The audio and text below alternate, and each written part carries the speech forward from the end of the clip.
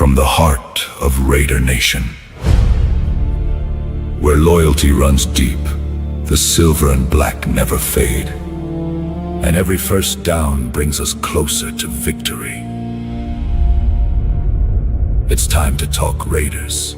The triumphs, the heartbreaks, the biggest plays, and the hottest takes. Featuring your host, 401 Raider Jeff! And his co-host, Raiders First Downs!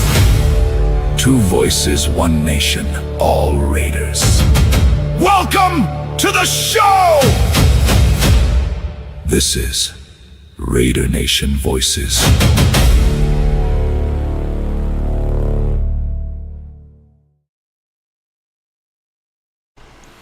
What's up, Raider Nation? It's your Raider Nation Voices with me, JD Raiders First Downs, and the skipper 401 Raider Jeff. Coming to you tonight. Got a little bit to talk about, a little interesting stuff that cooked up today in training camp. We'll get into it, we'll dive into it, but in the meantime, my partner over here is having a battle of, I guess, with you got it yet? Not yet. No. I will get that thing during the show at some point. I will. He is pestering the ever-living crap out of you. Thing's huge. It's like a fucking jet airplane flying by you. I can hear it coming. It's just a fly. Thing's huge. You'll see it fly by the screen. I guarantee it. Yeah. Hey, but in the meantime, thanks to you guys joining in. 11 popping in right now. I'm going to run through a roll call real quick, and then we'll get to starting here. What do you say? James Furpo's coming in first and foremost very early in the show. Thanks for joining us, James. Sacktown Mike up and ready, as always. I'm not Bueno, one of the better guys to come in here. He's, hey, you got the floor, Bueno. Let's do it. I know you can. Cool Kev. Watch out for this guy. He's got good takes as well. And Tokyo Raider. Yo, yo, yo, salute Raider Nation. Salute to you too, brother. And Mr. Bakes a Lot. Here we go. Oh, and sliding in at the bottom here is Tyler A7. Salute to the nation. Brother Yaya. Another one of those guys. Hey, Brother Yaya, remind me one of these days I need to maybe throw a wrench at you as well. SoCal South. I ain't seen you in a while, brother. But hey, thanks for coming. You're always welcome. And you also have good takes. So tonight, Jeff's given me the opportunity to kind of run with the show. He's been a little busy with family stuff, so didn't have a whole lot of time. He said, hey, could you help me out? I said, I'm on deck. That's what you hired me for. So kind of set everything up, get it going. Not going to be too not going to get too carried away with details. We're going to run off the cuff, guys. We're going to let you decide what we talk about. But in the meantime, this is a phone-in show, and Jeff will open the phones after about 15-20 minutes. We're trying to get everybody in here to settle down, get your Saturday night adult beverages nice and cold, ready to rock and roll, talk some Raider football, because, hey, it's just Thursday, and we're kicking it off with game uniforms and a game, quote-unquote, atmosphere in our stadium. So, I don't put a lot of stock into preseason, but anytime there's a game with the Raiders, I'm watching it.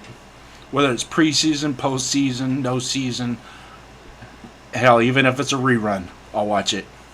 But, Lisa, what's happening? Thank you for coming in. Thank you. And notable, or not a bot, excuse me, notable. I'll learn how to read, trust me. And then, of course, the undisputed heavyweight champion of the Las Vegas, I guess, 805. Would he be considered a heavyweight? No, he'd be a welterweight, right? I don't know. Either way, he's a champion. We'll just call him the champ. So how you doing, Jeff? I'm doing good. Other than battling this dumbass fly that's flying around in here, I will kill it. Yeah. We'll get it. Well, no, we'll see if... She's been away for a week, so we were upstairs for a little while tonight. Yeah. But I'm still a little bit low, but... Huh? I said the volume's still a little low, and you're still kind of breaking up a little bit too, but we'll get through it. So I'm going to throw something out there. You heard about what happened today at training camp, correct? So, long story short, Kirk Cousins and Maxx Crosby were given a quote-unquote Veterans Day off that was portrayed as a suspension for their behavior and attitudes and reckless behavior yesterday in training camp. And it was stated that it was the reason and decision was based on the betterment of the team, and we got to take the I and put the we into team. Not opposed to that. If that's how it's stated and that's how it's executed for a suspension, I'm all good with it. But you got a guy that's been in the NFL for over 15 years and another guy that's been in the NFL 8-9 years, coming off a serious knee injury. Those are both long-term veterans, and giving them a vet's day off isn't that big of a deal anyways. And that, in fact, it's probably something you should probably do after about 2 or 3 weeks. Just give them a day off and let the younger guys get their run. So what's your take on that, Jeff? I mean, yay or nay, are you good with that? I'm sorry, I was just messing around, trying to fix my mic here. Can you hear me at all? A little bit. Those of you that in the chat, throw your thumbs up if you can hear him. And give us any technical feedback. But yeah, Ardell's saying Jeff's audio is low, and it was low the other night too when you were on. So I don't know. Maybe it's time to. Yeah, that's what they were saying. I don't know why it's so low. I mean, it's driving me nuts. Yeah, you might have to get a little up close and personal with your microphone just to make it a little bit that much better. That's good right there. Yeah. Is it? All right. Yeah. Yeah. All right. I think I'm good now.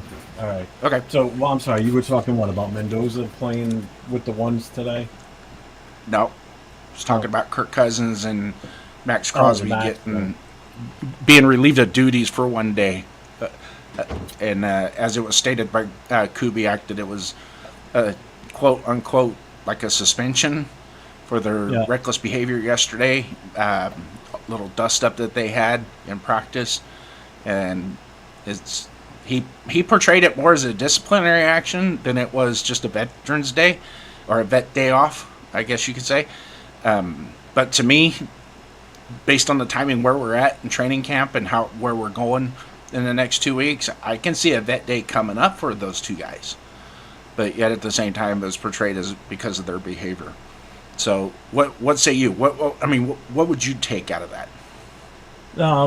I mean, you know what it is? I think it's just they're holding players accountable for their actions. If that's if they want to put it in that aspect. I know they kind of labeled it as possible disciplinary action / Veterans Day off type of thing. I mean, mask it any way they want, but I mean, they probably know the true reason. It got heated yesterday, supposedly, but it was over quick. I guess take the day off, cool off. You know, the fact that they sent them both to the locker room after warm-ups and they're like, that you guys are done today. So, yeah. I mean, they've both been in the league for a while. Obviously, Kirk Cousins more than Maxx, but Maxx is still coming off that injury. So maybe a day of rest isn't a bad thing for him. No. You know, maybe this gets Maxx in the mindset where he's got to slow back or take some plays off, like sit on the sideline for a few plays, not be Mr. I got to be 99 to 100% of all the defensive snaps, So you need to preserve them. Yeah. And the whole issue of him hitting the quarterback in practice and stuff, and I know everybody's got different takes and weigh in on their version of it, and like one of the that's Maxx being Maxx. Well, Maxx needs to understand something too, that if you're doing that and that quarterback's throwing the ball and you're trying to hit his arm to make it look like you're sacking him, like to simulate I won this battle, and he snaps those tendons in his elbow, what good are you doing the team? And that's the thing. It's like, this could go bad in so many different ways. So, I mean, it's a simple rule. Don't touch the quarterback, even if it's just putting your hand on him. Don't. You know, we've struggled for so long to get a quarterback back there. Now we finally got one back there that looks like it's going to give us some sort of a promising season and a start to this new regime. Don't screw it up. Don't, because all that does is it fires up the offensive line, which it should, because I know JPJ jumped right in the middle of it, and that's what it should happen. I'd be more upset if none of the offensive linemen stepped in between the two, but JPJ was the first one in the mix. Yeah. So, which I like. You protect your quarterback regardless. I don't care if it's a teammate or not. That's your guy. Yep. Can you hear me better now? Other than that, I'll put my headphones on. Yeah, you sound a lot better. But you're absolutely right.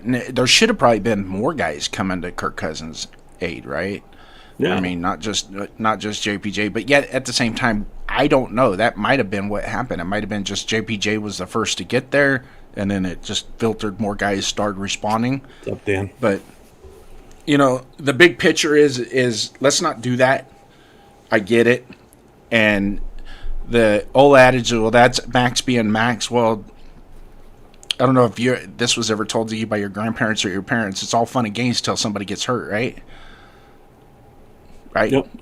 And if you're going to hurt the quarterback that is projected to be our starter on day one to help us turn this crap around, and he gets hurt because our star defensive end is wanting to maybe prove a point, or show his resilience and his abilities and or his dominance. He's the alpha male. Well, let me ask you this. Do you think Myles Garrett would do that with Matt Stafford? God damn, if they do that to he better not. Because, a slight touch from him could break a bone. The guy's a monster. Yeah. And we all know Stafford's fragile. Yeah. If that happened, that's insane. That shit can happen. That's crazy.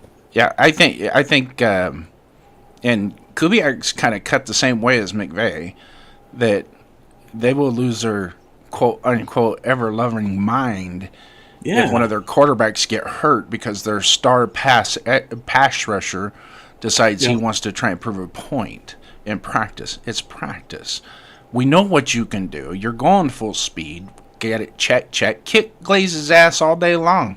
That's what he needs. That's what we expect, right? But there's no reason for you to keep going. And now if somebody, fumbles or trips over another guy as he's cutting through the middle or whatever, and he loses his balance and goes into a barrel roll and accidentally hits the quarterback, that's one thing. That's that's called shit happens, right? But if you're doing it on purpose and putting the habeas grabus on the quarterback just because you're trying to prove a point, can't have that. Hey, just real quick here, shout out to where is it? Shout out to Dan with the 440 joules with the Salute, uncle there. man. Thank you, my brother. Salute. Appreciate that. I think you got another one too.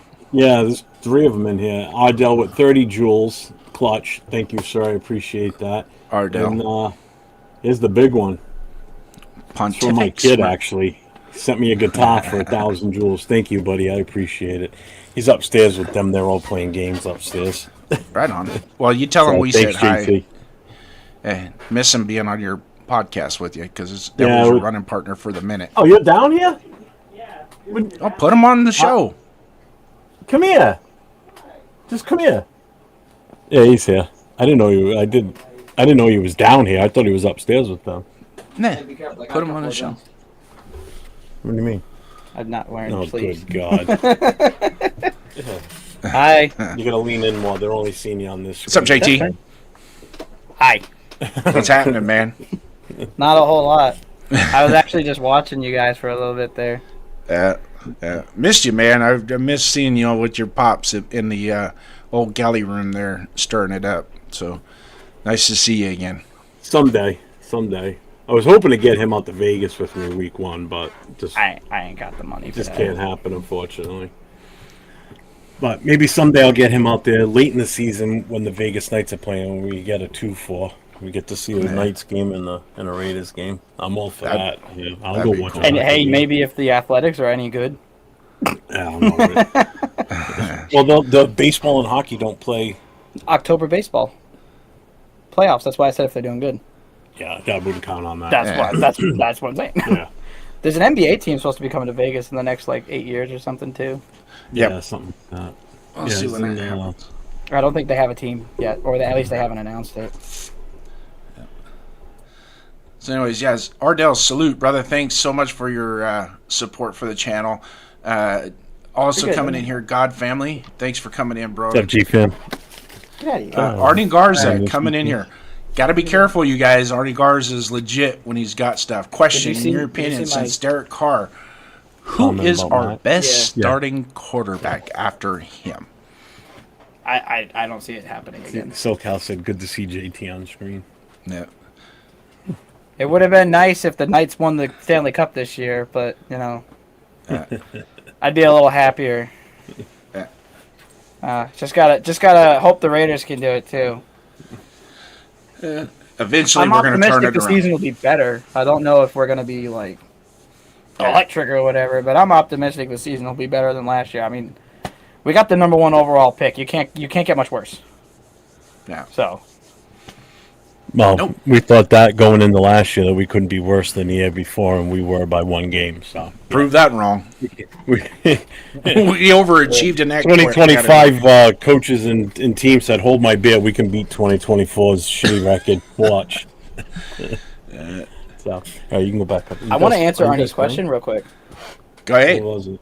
The best starting quarterback after Carr? Yeah, go ahead. Answer it. Here's the mic. Unfortunately, I think it might be Minshew. The best quarterback? Since Derek Carr. I think it's Minshew. Jimmy was shit. Gino was shit. Minshew, I think. Minshew but AOC barely started. What did he start? Maybe 6 games, 8 games? No, he's got 17. 17 games under his belt. As the starter? Yeah. Minshew was better though. I'm not saying he's good, and I'm not saying he's better than AOC. I was just saying when he was with us, I think Minshew was better. He was terrible. Can we say he had maybe a little bit more success? Really? Who would have? AOC? Yeah. I see. I can't go with Minshew. All right, I'll tell you who I can tell you who the best quarterback was after Derek Carr. JT. Who? The next one. Whoever plays next, it doesn't matter. Is going to be better than what we had since Derek. We still haven't found that guy. We still haven't found it. We're still looking. We got shovels in the ground, stirring the dirt. That's all. It's a work in progress. Calm down. It just hurts me to know that they shoved Derek Carr to the side for Jimmy Garoppolo.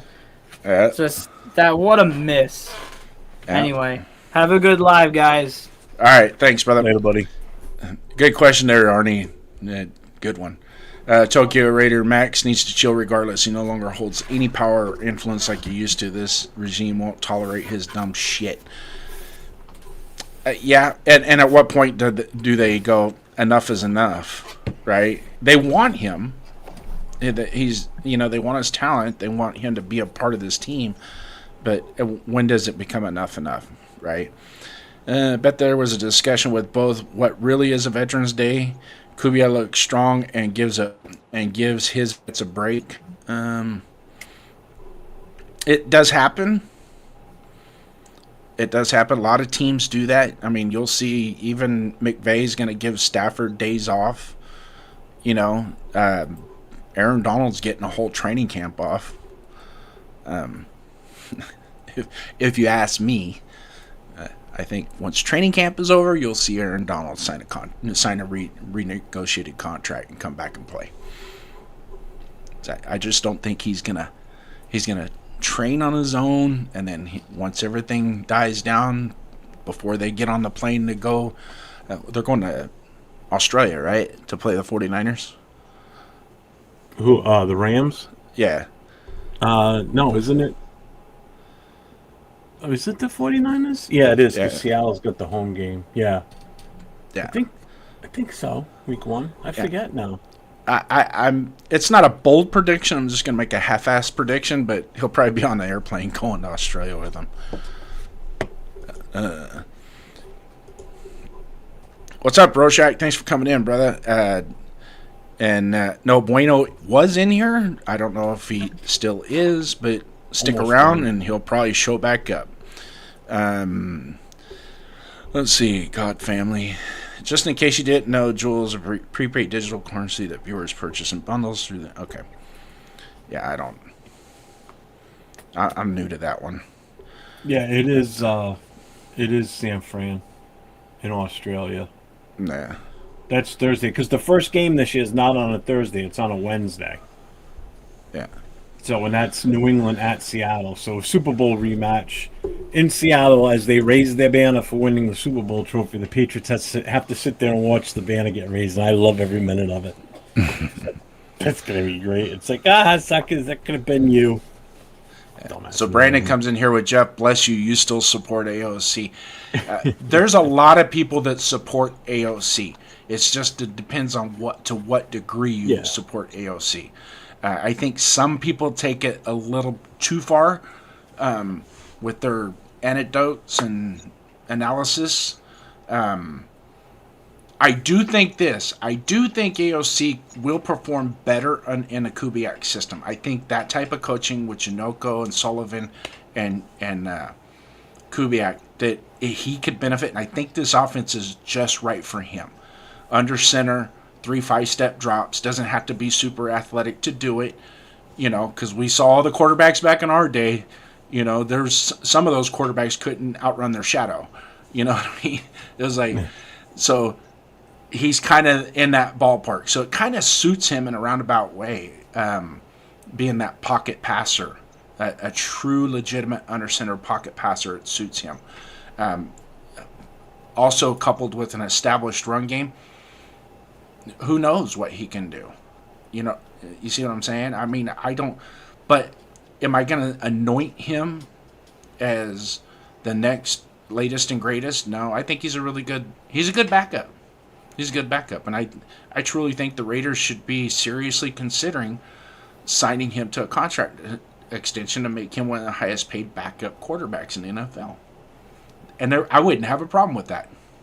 No. I wouldn't have a problem with that. And then, Brandon, a lot of crazy people out there, too. AOC is terrible. No growth, no get up and go. Just let him hold the clipboard, I guess. The growth part, like I said,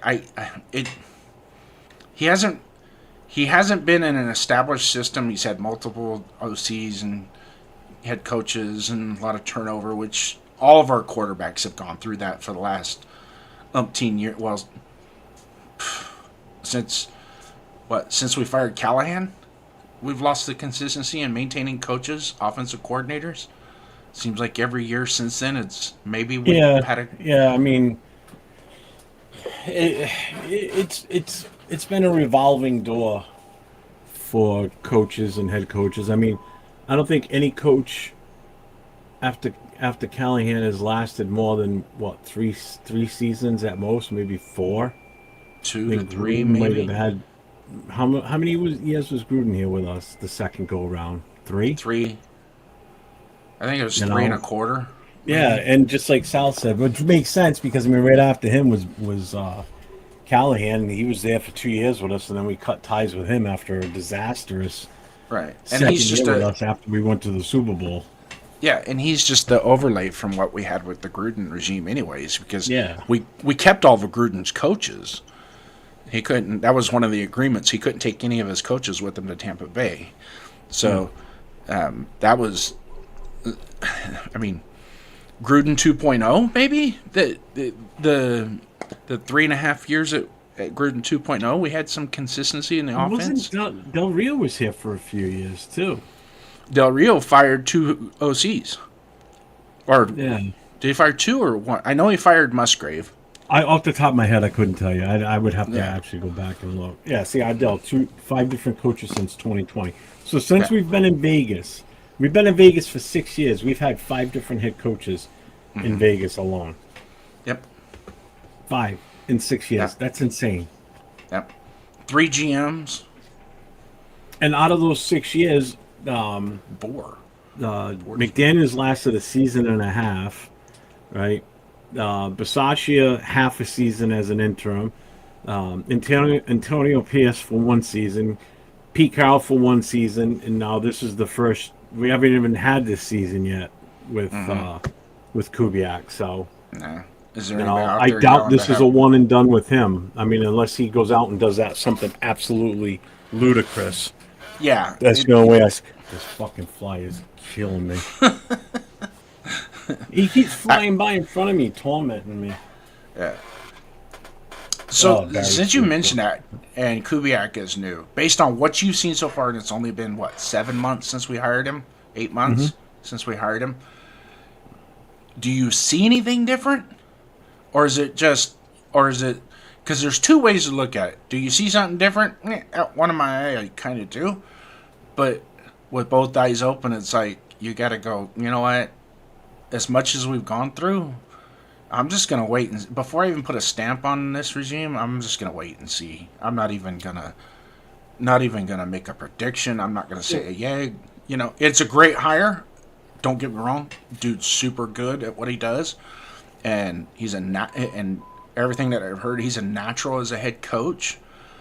He grew up his dad was a head coach, played, his dad played quarterback in the NFL. He grew up as a head coach. He grew up around the Mike Shanahans and the Rick Dennisons and his dad and Hi, Shelley. all those guys. So he's just from everything that I've heard, he just looks natural at what he's doing with how he's organized. The practices are smooth, crisp, not a whole lot of fluff and stuff and stopping and then standing around and waiting and then blow the whistle and then unblow the whistle and none of that stuff. It seems like it's real smooth. So how do you see it? Pretty much everything you just said. It actually seems more professional, I would say. They definitely seem more organized. It's definitely a more professional atmosphere. What's going on in that in that building now? Just with the way that he's handling himself. You're not watching him out there. I made comments on this, I think, almost every show this week.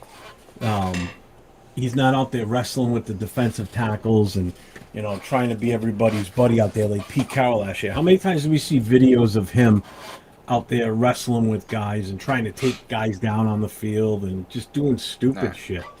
You're not seeing any of that. You're seeing, a real professional approach on all this. Something we haven't been used to. Because even Antonio Pierce, when he was here, he acted more like he was one of the players than the actual coach. Right. He was more of that rah-rah type guy, and I don't think players want that, and that's just it. They don't want that shit. They want someone that's going to come in and set the direction for this team. And by them sitting the two of the, sitting out Cousins and Maxx today, that's another feather in his cap for that. Showing that he's the authoritative figure here and he's not going to stand for any bullshit. So you're both going to get the day off. Bye. Go to the locker room. See you guys. I don't care who you are. I don't care how much money you're making. I don't care what your status is within the Raider Nation and how much everybody loves one of you over the other. Maxx is, in everybody's opinion, the greatest thing since sliced bread that we've had on this team. So take a seat. Bye, guys. Don't do that shit again. Yeah. Let me throw a little crux into you. Hang on 1 second before you go too far here. Yeah, go ahead. You got some blue dots coming Shelley up. lighting it up over here for me. I appreciate you. She dropped off 10 jewels with the gold coin. Then she did the flowing heart. That's nice. Shout out to Shelley. Thank you so much. She dropped off 2 jewels for 100. And then the thumbs up. So thank you, Shelley. I appreciate you. You're awesome. It's so cool. Thanks. We also got a special guest in the chat here as well. I see Miss Peggy Holmes. What's up, Peggy? One of the regular guests on the Cage Match show that you got to co-host the other day, which I like that show. I like Savage. It's fun. That's a fun show. I love it when I get to get on there. I'm actually, just for so everybody is aware of this. Asylum's going to be away for a while, so I will be guest hosting along with Savage for the next few weeks. Probably well into October too. Except for 2 weeks, I'll be in Vegas and in LA. And that Wednesday show, if you guys can also get over to the Cage Match show and hit your notifications, subscribe to that channel. Savage does a really good job, man. Yeah, he does. You talk about a true blue-blooded Raider fan. That he is it. And a great friend. And I never really got to talk to him in person. We just kind of do it back and forth on the airwaves. But hopefully one of these days, wink, wink, nod, nod, we cross paths. And I know he doesn't live too far from me. He lives somewhere over here in the East Bay, in the Bay Area somewhere. Like he Richmond is up there. He is up in the Bay Area for sure. Yeah. You know what it is? I know he puts a lot of work into the show, but I didn't realize it until him and I were backstage and we were going over everything. He puts a lot of time and effort into the graphics and everything he does for that show. Yeah. So it consumes a lot of his free time. What's up, Severe? Yeah. I see you out there. What's up, Coach? I see you, Coach. And then Severe, thanks for coming in, Severe. Appreciate it, brother. Coach Sippin' Jamba Juice is in here as well. Thanks. Is it true that Kirk punked Crosby? Well, it depends on what you consider punk. But I can tell you, he didn't back down from him. That's for sure. No. He didn't back down, and it caught it. I think in a roundabout way, it caught some people's attention as like, oh, Kirko chains, not afraid to go after Maxx. Okay, let's do it. So, and really, in all honesty, if that's the way Maxx is going to be in practice, and if your quarterback does that, maybe you guys should do the same thing too. And Maxx has also got to realize this too, because I don't know about you when we played. If we were doing like design practice plays and things like that, you all right? Just read the comment. Which one? This one, I'll put it up. It's from Martin. What's up, Martin? He's one of the guys that's in that fantasy league with me. I kind of hooked up with him when I was in with those the other guys that I'm going to do the show on Monday night with. Please don't take offense to this. Is it me or does JD look a little like Tom Cable? I could probably punch like him too. I think I'm a little bigger than Tom Cable, as a matter of fact. I don't know. He's a big boy. He is a big dude. I think he's heavier than you, that's for sure. Yeah. I think you might got him on the height, though. I know he's older than me.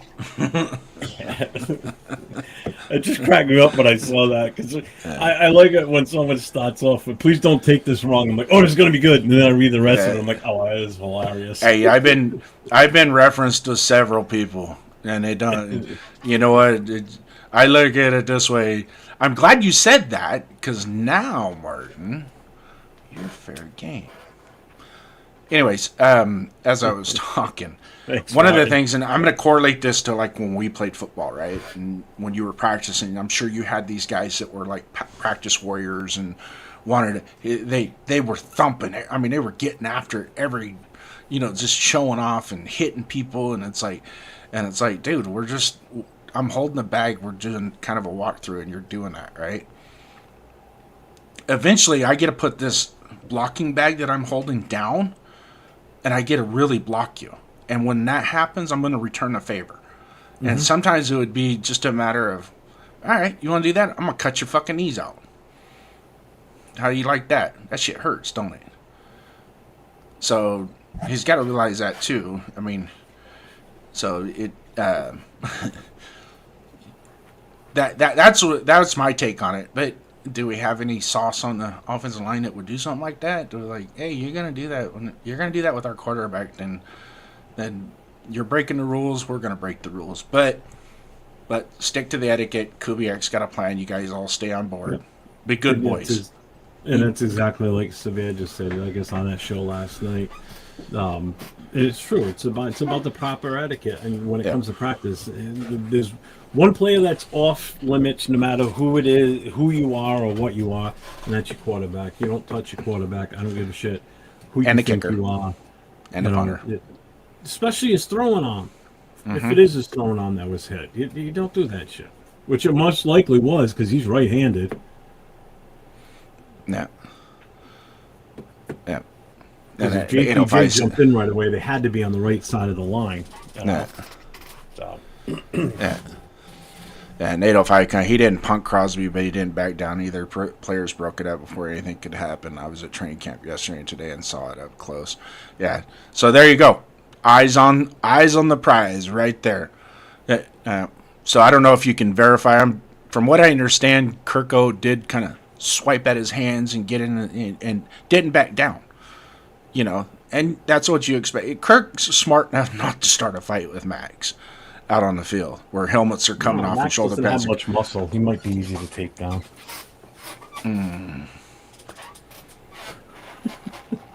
Although he's big in MMA, so who knows? That would be an easy. I think that's an easy caller. Okay. Anyways, are we opening the phone lines yet? You own the phone line. Well, I mean, you were going on. I didn't want to interrupt you. You were bringing up some good shit. Please interrupt me anytime.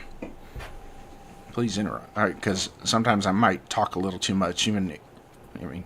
There's some people in the chat that would probably say I talk too much. So let's open up those phone lines. What do you say? Sure. All right. So, ladies and gentlemen, the phone lines are open. 401-830-9189.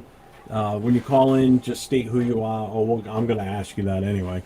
Just keep in mind, Jason can hear you, but you won't be able to hear him. Again, we were going to try and work on it today, but my daughter came home today. We're supposed to go home tomorrow. So he can hear you. So if you're calling specifically to ask Jason a question, I would suggest asking the question and then hang up and go back to YouTube and watch his reply.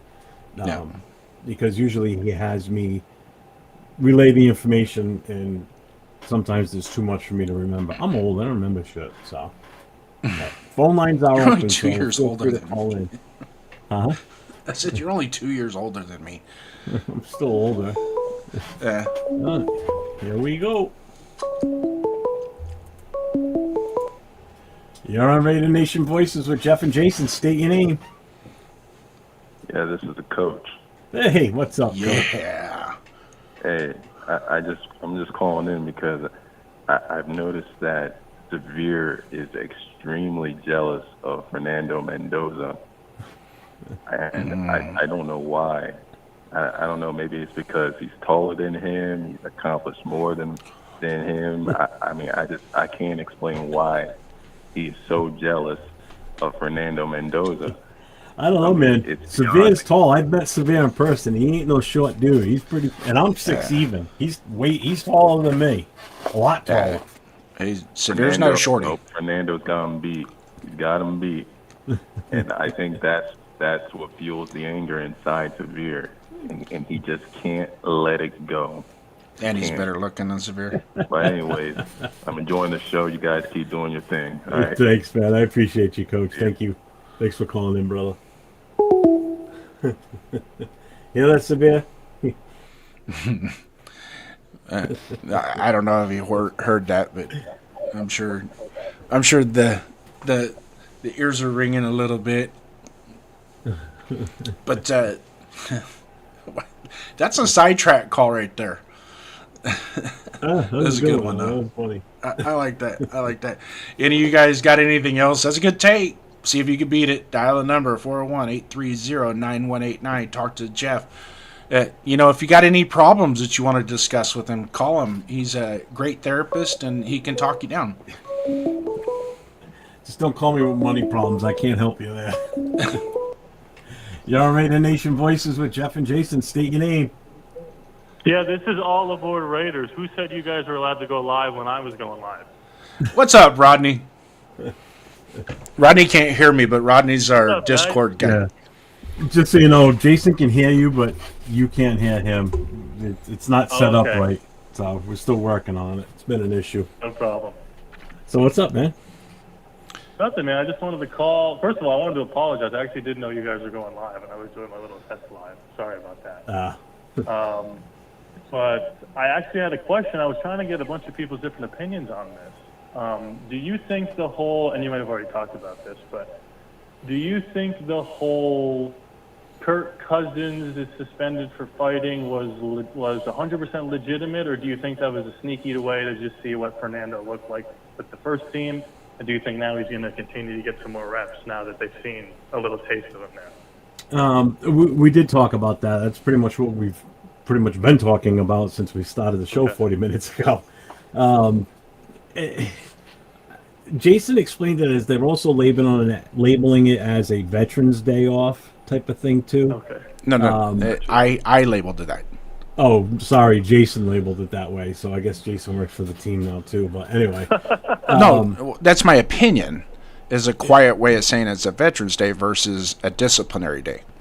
Oh, okay. So he said it was his opinion, but anyway. Okay. Twist it, Jeff. Just twist it. Oh, I love twisting your words, Jason. You know that. It's half the battle. I think, you know what? The other first one that mentioned something like that. That, you know, was it a ploy to get Mendoza time out there? Yeah. And now that you say it, I'm like, no, that could be one reason. But I think it also could, in all honesty, be like Severe's already said in the chat. It's part of the etiquette in training camp practice. You don't touch the quarterback. There has to be some sort of consequences for it. And, you know, you also don't snap back at your teammate, too. So I think to quell the situation and just put everything, you know, in the past, just have them both take the day off, go do whatever you want to do, go rest, whatever. You know, we'll be fine without you guys. One day off's not going to kill either one of you, you know. Yeah, 100%. I agree. I do think, I wonder if they were thinking about maybe some discipline, and then somebody brought up, hey, well, if we do discipline them, then Fernando can get some time. Yeah. So I don't think it's like a full-blown conspiracy, but I do think there's a chance that they took the opportunity and used it as something to maybe get him some reps, which I think is pretty smart. Well, you know, and what makes me laugh after I'm watching all, you know, everybody putting out shorts and everything about this on YouTube and such, and they're like, oh, Mendoza takes over at quarterback, of course he's going to be out there with if they just sent him and Kirk Cousins home for the day, who else you putting out there? Right, it's not going to be Aiden O'Connell. Yeah, I mean, let's face it. I mean, that's like saying, oh, the quarterback got hurt. Oh, they're putting him out there. Oh, of course they're going to put so-and-so out there. He's the backup right now. That was the dumbest thing. You know, they make it seem like he took over. He got all the starts, all the snaps today with the ones because he's earned it. No, he got it because Kirk Cousins was sent home for the day. You know, right. So it's like, stop twisting shit. This is what annoys me sometimes when people put shit out like that. It drives me nuts.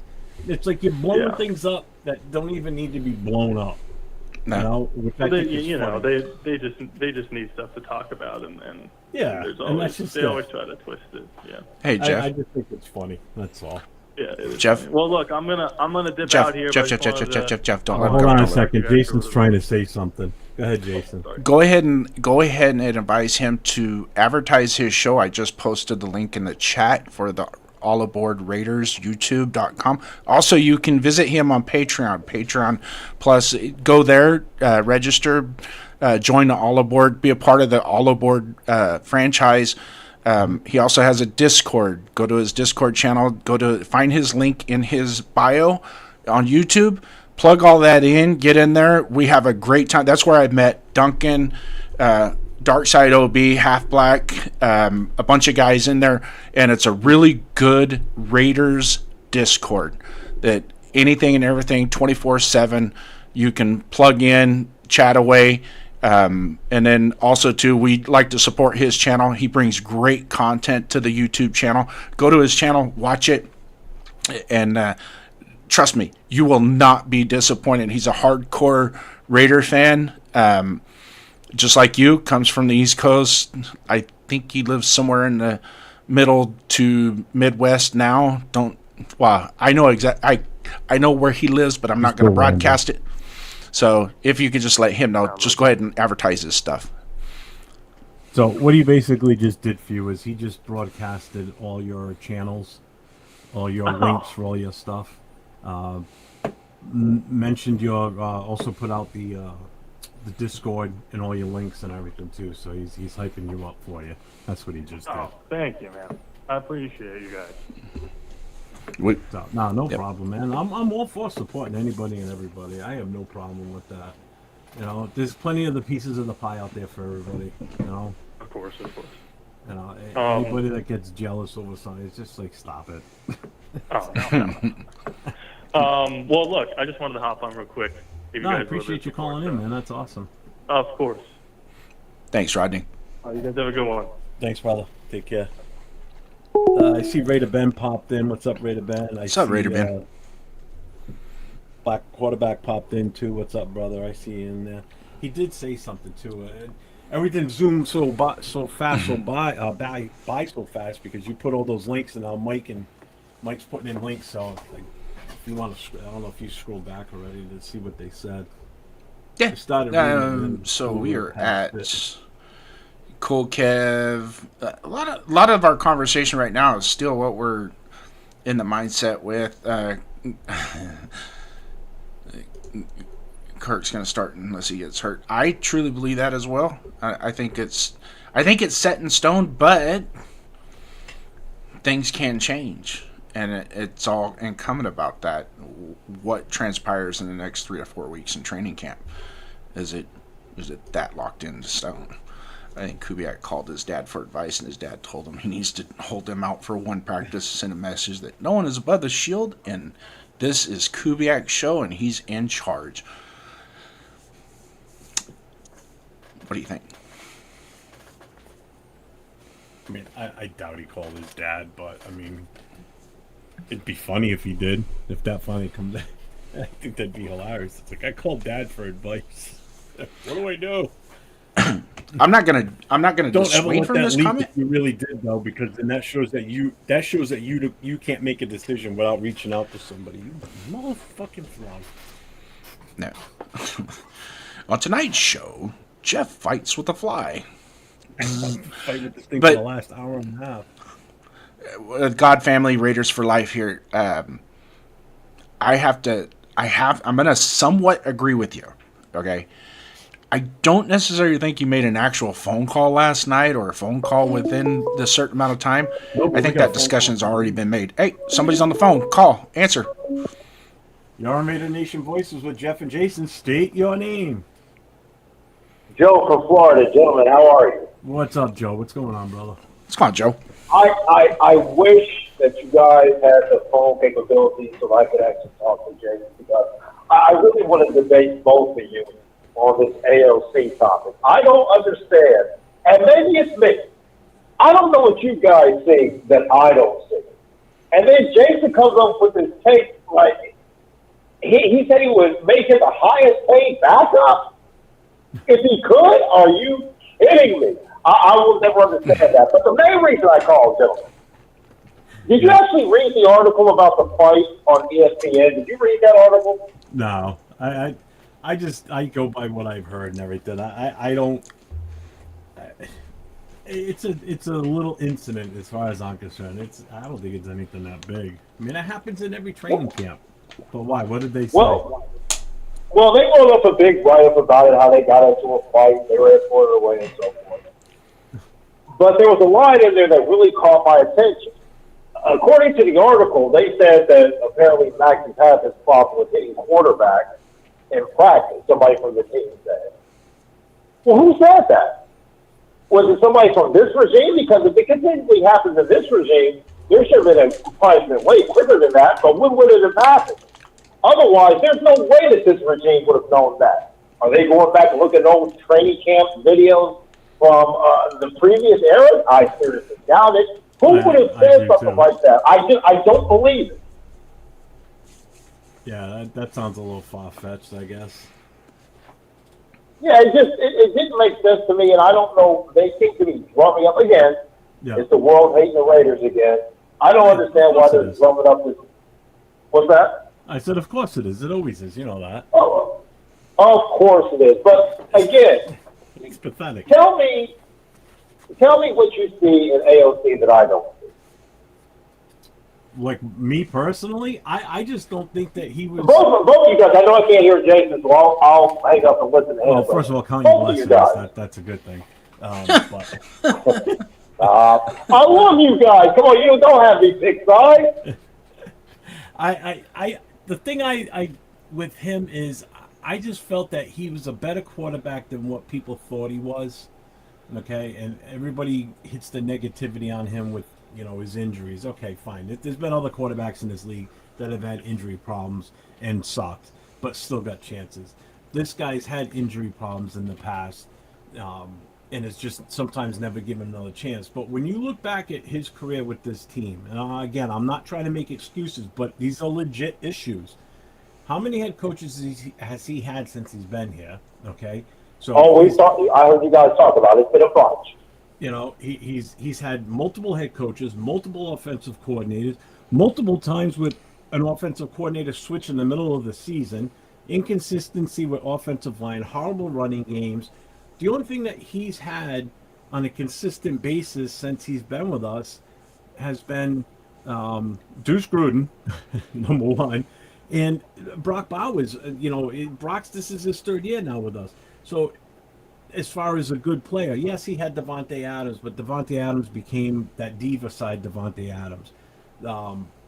Jacoby Myers, I wish he would have stayed with us. I knew when we got him what we were getting because I live in New England. So I knew what he was like here in New England. And when I heard that we were getting him, I'm like, oh, this is a good thing. I said, because this guy can play. And he'll take pressure off of Devontae. I said, this is a great addition. This really is. And we saw how good he was for us. He wasn't spectacular. He was a good to great number 2 guy. Sure. So when you look at, you want consistency. Now everybody's calling for consistency. Don't change this, don't change that. If this is what they're going with, stick with it. Well, that's something that Aiden O'Connell really didn't have in his time here. And it's not only him that's had bad seasons or bad games with us. Any quarterback that we've had on this roster has had crappy seasons because of the supporting cast. So it's the fact that he was still under his rookie contract is why he's lasted this long. Because why are you going to get rid of a guy that is he's a good backup for us? You can count on him to win some games. So why would you cut a guy that his pay is his salary cap hit is so cheap? Why? And he's a decent quarterback. Why would you get rid of him? Go ahead. I'm sorry. Go ahead. No. Go ahead. I'm good. I'm done. No. I wasn't saying necessarily get rid of him. If he's going to be a third stringer, okay, let him be a third stringer. I just don't see him being anything better than that. He's shown me that you said he has the capability of winning games. I haven't seen that. You said you think he's a better quarterback than what he's seen. Based on what? Based on what something that you've seen that I haven't. It's nothing against the kid. I heard the kid is great. I heard he's a great kid. Nothing against him, but you talk about consistency. One other thing that we always talk about is upgrading. We get upgraded in any position. We should always be looking at that. That's my only point today. It's nothing personal with the kid. No, I get that, and it's usually nothing personal. Some people go to the extreme and absolutely can't stand the kid, and I don't get that. I mean, look, we got a decision to make after this season, right? Kirk's only going to be here. Right. If we don't, we have to pay him by the 3rd of May. March. Okay. Right. March or May? March. Sorry. March. The 3rd of March. Okay. If he's still here after that, and he's here on the 5th day of the March 5th, then we have to pay him the balance of what we're supposed to owe him. So we're going to end up cutting him. We have to pay him that $10 million by the 3rd. He's entitled to that. That's part of the guarantee. So he's not going to be here next year because we're not going to pick up an $80 million contract on a guy that's been in the league that long.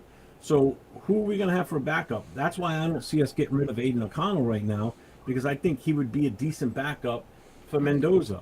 You want to start drafting quarterbacks every year after that and see if there's something better that can replace AOC 12, then fine, then go for that. Yeah. Again, I say this all the time. There's 2 positions, in my opinion, that we should draft every single draft, and that's a quarterback and a left tackle regardless, because they're 2 of the toughest positions to try and solve every year for a team. A good backup quarterback that can potentially become your starter, and a good future left tackle. Because we're gonna be in a rough situation after next year because Colt Mills is gone. We've got 2 years left with him. I don't see us keeping him after that. If we do, that would be great. But you need that next guy that's going to step up and take over for him. So again, those are two positions I think should be drafted every single year, regardless whether you need them or not. You have to make sure that it's the same thing we did with Derek Carr when he was here for all those years. We never brought in competition for him. So he knew as good as he played, he was going to be the starter every year because we never brought in anything worth the shit to beat him out. So yeah, I don't want to see us get stuck in that same loop. Where we just, oh great, Mendoza's awesome, that's fine. We'll just whatever for backups. We won't worry about a quarterback for a while. But I don't see this regime doing that. I see them being prepared for the near future and beyond that. I see them being a little bit more prepared than some of the coaches we've had in the past. That's why I have a little bit more hope and faith going forward. And guys, I'll let you go after this one last point. I suppose I've become a lot more militant with this team over the years. This is going on my 36th year. I know I'm a baby to you guys, but this is my 36th year. I'm about to hit 50. And I could have sworn years ago that we would have had a Super Bowl in my actual watching lifetime. And it hasn't happened yet. And gentlemen, I'm afraid that, who knows? So I get very militant. I want this team to be as good as possible because hope springs eternal, but we're not eternal. So I'm just hoping for the best for this team. I don't know where we're going, but I'm going to go for the ride again and keep my fingers crossed, gentlemen. Definitely. I hope so for your sake. I want to see one more Super Bowl before I shuffle off this earth, I want it for guys like him. I get it. I want it for guys like him. Gentlemen, like thank Duncan. you, and I will continue to be listening. Thank you, guys. Thanks, Joe. I appreciate Thanks, it. Joe. Thanks for calling in, man. I saw set it up. I'm looking at it right now. So Hey, looking at Cousins' contract, All right, Raiders can so- sign Cousins next year, not pay him $80 million. Yeah, I'm looking right at it right now.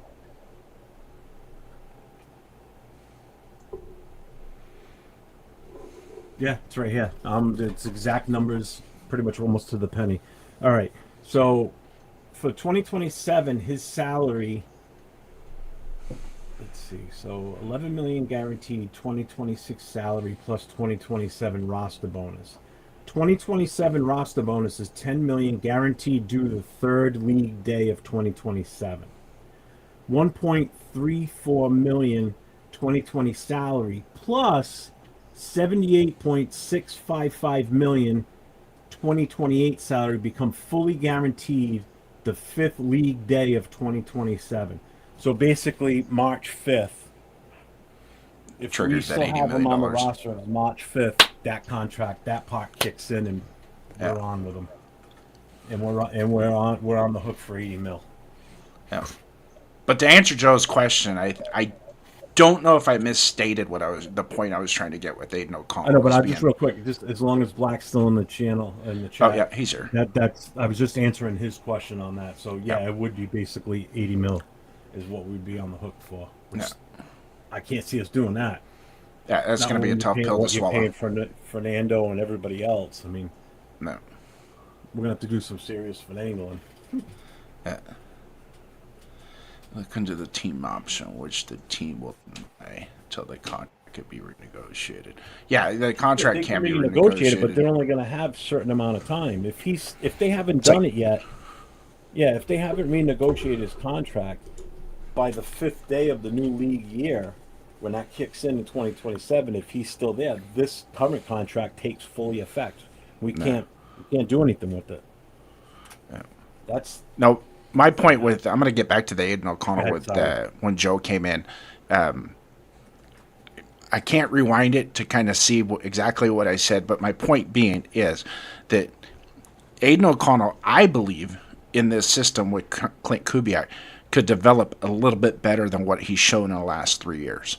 That's just my opinion because based on what I've seen with Kubiak and other quarterbacks and how he's coached them, correct?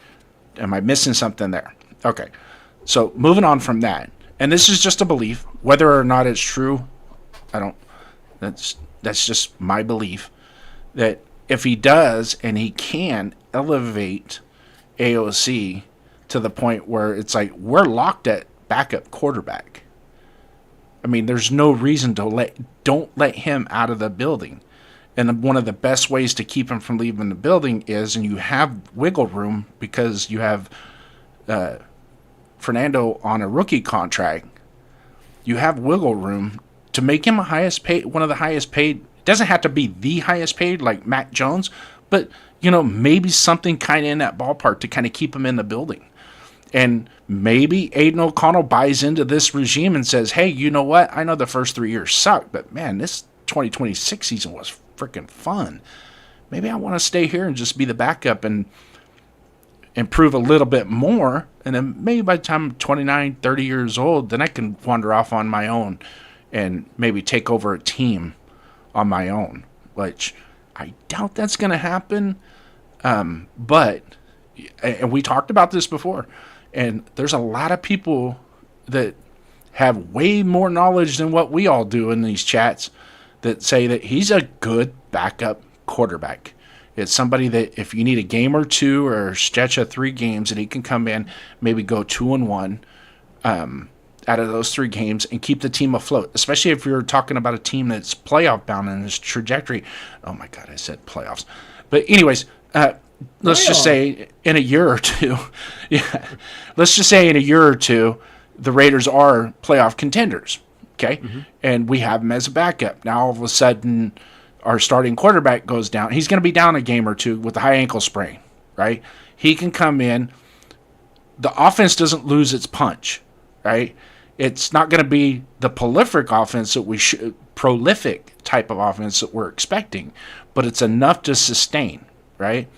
And if you look over in San Francisco, that's what Mac Jones did that last year. Everybody, Mac Jones this, Mac Jones that. That dude did a damn good job filling in for Brock Purdy last year. And guess what? He got rewarded with a contract that made him the highest paid backup quarterback in the NFL. What's backup money for a quarterback? $12, $15, $18 million? Maybe. I don't know. Without looking at specific. I'm just going off the top of my head. I look at our team, but it doesn't really count because AOC's still on his rookie contract, so he's still getting paid peanuts right now. This year, yeah. Yeah. So I'd have to look at another roster. Yeah. The one thing we're not going to do is franchise tag him. Hell no. That ain't happening. Just to keep a backup quarterback. Just no, to answer ain't happening. Black's question here, too. Basically, my opinion, this is my opinion. I don't know if this can actually work or not. If they're going to negotiate with them, I'm wondering if they can restructure his contract during the current season. I don't see why not. If there's something they can do during the season for Kirk Cousins. I don't know why. I mean, I wouldn't think that they're probably having negotiations now or talking about it right now. I think they're going to wait and see how the season plays out. I mean, if we turn in a shitty record and we know that we're not going to keep him and we're just going to, all in on Mendoza starting in 2027, then they'll just end up cutting him. They'll pay him the money that he's due by the 3rd day and then just let him go. I wouldn't see a need to keep him. If they're that confident that Mendoza's the guy after this season's over, then I don't see them. I see no reason why you would keep Kirk Cousins.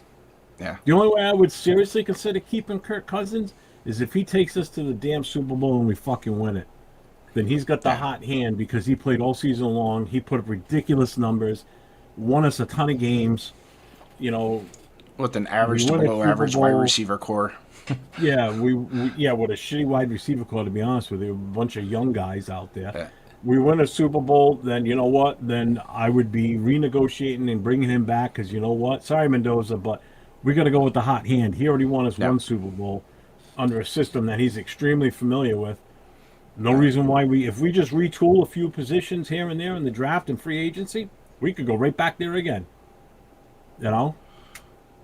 So, I mean, that would be the only reason. And this is just hypothetical. You know, I'm not saying that we're going to win the Super Bowl. This is just me throwing that out there. You know, Arnie came in here with an average good backup quarterback is usually paid right around the $7 million per year mark. Gave AOS 3 year, $21 million contract. I don't see a problem in that. I really don't.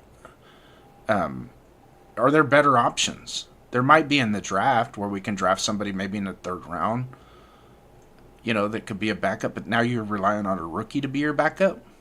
Yeah. When you just drafted the number 1 guy and you had him sit, now you're going to elevate him to starter and then expect this guy to relieve him if he gets hurt, which kind of defeats the purpose of having a qualified backup. AOC's got a lot of run in a. I mean, he started 17 games. He's played, 18, 19 games total? Rebel. What's up, Rebel? It's hypothetical, man. I'm just throwing it out there. Yeah. I'm not saying he would stay. I'm just saying if you want to. Either way, we got to keep him based on the current contract. He'd be here no matter what anyway after the 5th day of the new year. So he couldn't leave to go to another team even if he wanted to. We'd have to cut him or we'd have to trade him. Yeah. That's the only way he would be off this team is if we decide to trade him or cut him. That's it. Other than that, he's here next year regardless, and then we're on the hook for 78 million additional salary cap hit for him.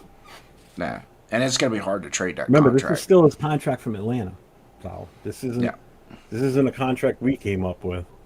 You know, we're paying $8 million. Atlanta's still paying him somewhat. That's why he's only getting paid one. Or no, we're paying 1 point something this year. Yeah, it's like 1.3 mil this year. It's crazy. And then Atlanta's paying the rest, and then we just owe him $10 million at the end of the year for his services, which, if you guys do the math, it's a hell of a lot less than what we paid Geno Smith for 1 year. So I think if in terms of apples and oranges, it's completely different, and we're getting the bargain end of the stick with that. I think it's wasted. I think it's an upgrade to Cousins. How much of an upgrade? That's to be determined. You know, from Geno. Anything is better than what we got with Geno. Geno just pissed everybody off. Pissed me off. Pissed you off. I think he pissed off. I read something today where I guess the Jets, again, the Jets fans or the media out there, they're getting bit by the same bug that Raider media was last year on how good Geno Smith looks in training camp. It's like, get the fuck out of here. Come on. It's just... anybody that's a fan of the Jets that were there on the first go round with Geno Smith and saw how that went. Good luck this year. Jesus Christ. Ladies and gentlemen, we got a special guest in the chat. The one, the only, Wasted Talent. With an Uncle alert. Thank you, brother. Thank you for coming in, dude. Appreciate that. Like that guy, man. I don't know if anybody in here that hasn't watched this show, and if you haven't, you guys are missing out. Yeah, that's the show of all shows, man. I'll tell you what, his chat is kick ass though too. Yeah, and his mods are cool too. His mods are cool as hell. Yeah, his chat's fun, man. Yeah, he's good. Just his overall. One, his knowledge. Two, his presentation. Yeah, I dream of one day being a Wasted Talent. I think he just checked out. He goes, you know what? I'm out of here. I'm not watching this show no more. Arnie Garza's coming in with some fire right here. Look at this. Arnie Garza. Always, dude, this guy rocks, man. On our Sunday show last week, good night. Question: who is the highest paid starting quarterback that amounted to nothing but wasted money? He's taking his kid back to college right now. Congratulations, man. Good fun. Good fun. My youngest just graduated. We're all done. No more college. My kids are in their 30s, so I'm well past that. Right? They're on their own if they want to go back to college now. Oh, and I'm already past them. They're both married already and everything, so I'm past the weddings and all that crap. So now I got a wedding. I'm enjoying the grandkids, so that's the good thing. Got the daughter's wedding this year in October. Get a walker down the aisle. Man, I can't wait. Can't wait. I'll tell you what. Cherish that day as a father of a daughter himself, because you only got the one daughter, right? Right, one daughter, one son. And that, to walk her down that aisle, was just. And this was a year after my heart attack too. So I mean, the fact that I was still able to be there for it, and it's just such a special thing. Yeah. You know, The air felt different. When you're a young dad and you have a daughter and you dream of that day someday, Mm-hmm. you know, and when that day finally comes, it's over in a flash, just like your own wedding, you know. Yeah. But it's so special when you get to do that, and you know, and for her wedding, the really cool part about it was my son got ordained for the day, so he actually did the ceremony for my son-in-law and for her. So as I'm walking up the aisle, I'm trying. First of all, I'm fighting back the tears so I'm not crying, right? Because it's just so emotional. And now as I'm walking down the aisle, I'm looking at my son up there, and he's, just being him, he's kind of making goofy faces and shit. So I'm trying not to laugh. I'm trying not to cry. It's like all these emotions going through. But yeah, that moment is so special. You know, when you finally hand her off for the last time with your last name before she takes on this other young man's last name. You know, she's still going to be your daughter and everything, but it's a special day. It really is. It is. I'm looking forward to it. I couldn't wait for my son's wedding. I was like, all right, good, see ya. Yeah. And the closer it gets, the more nervous I get, because it's like, okay, what am I gonna do? Because this is my daughter's special day, and just make it as fabulous as we possibly can. We've had some good phone calls over it, and like Daddy told her, said, look, it's your special day. The moment is special, but remember, we all come together that day, not to celebrate the ceremony, but to celebrate you going into a new chapter of your life. So I expect you to hyphenate your last name and keep mine. No, but Arnie had a good question earlier, and we're kind of got off subject here. We're supposed to be a Raiders talk show, but we're human too, with families. Arnie's question was, let's go. I had it back here. It was something to do. Question: Who is the highest paid starting quarterback to amounted to nothing but wasted the money?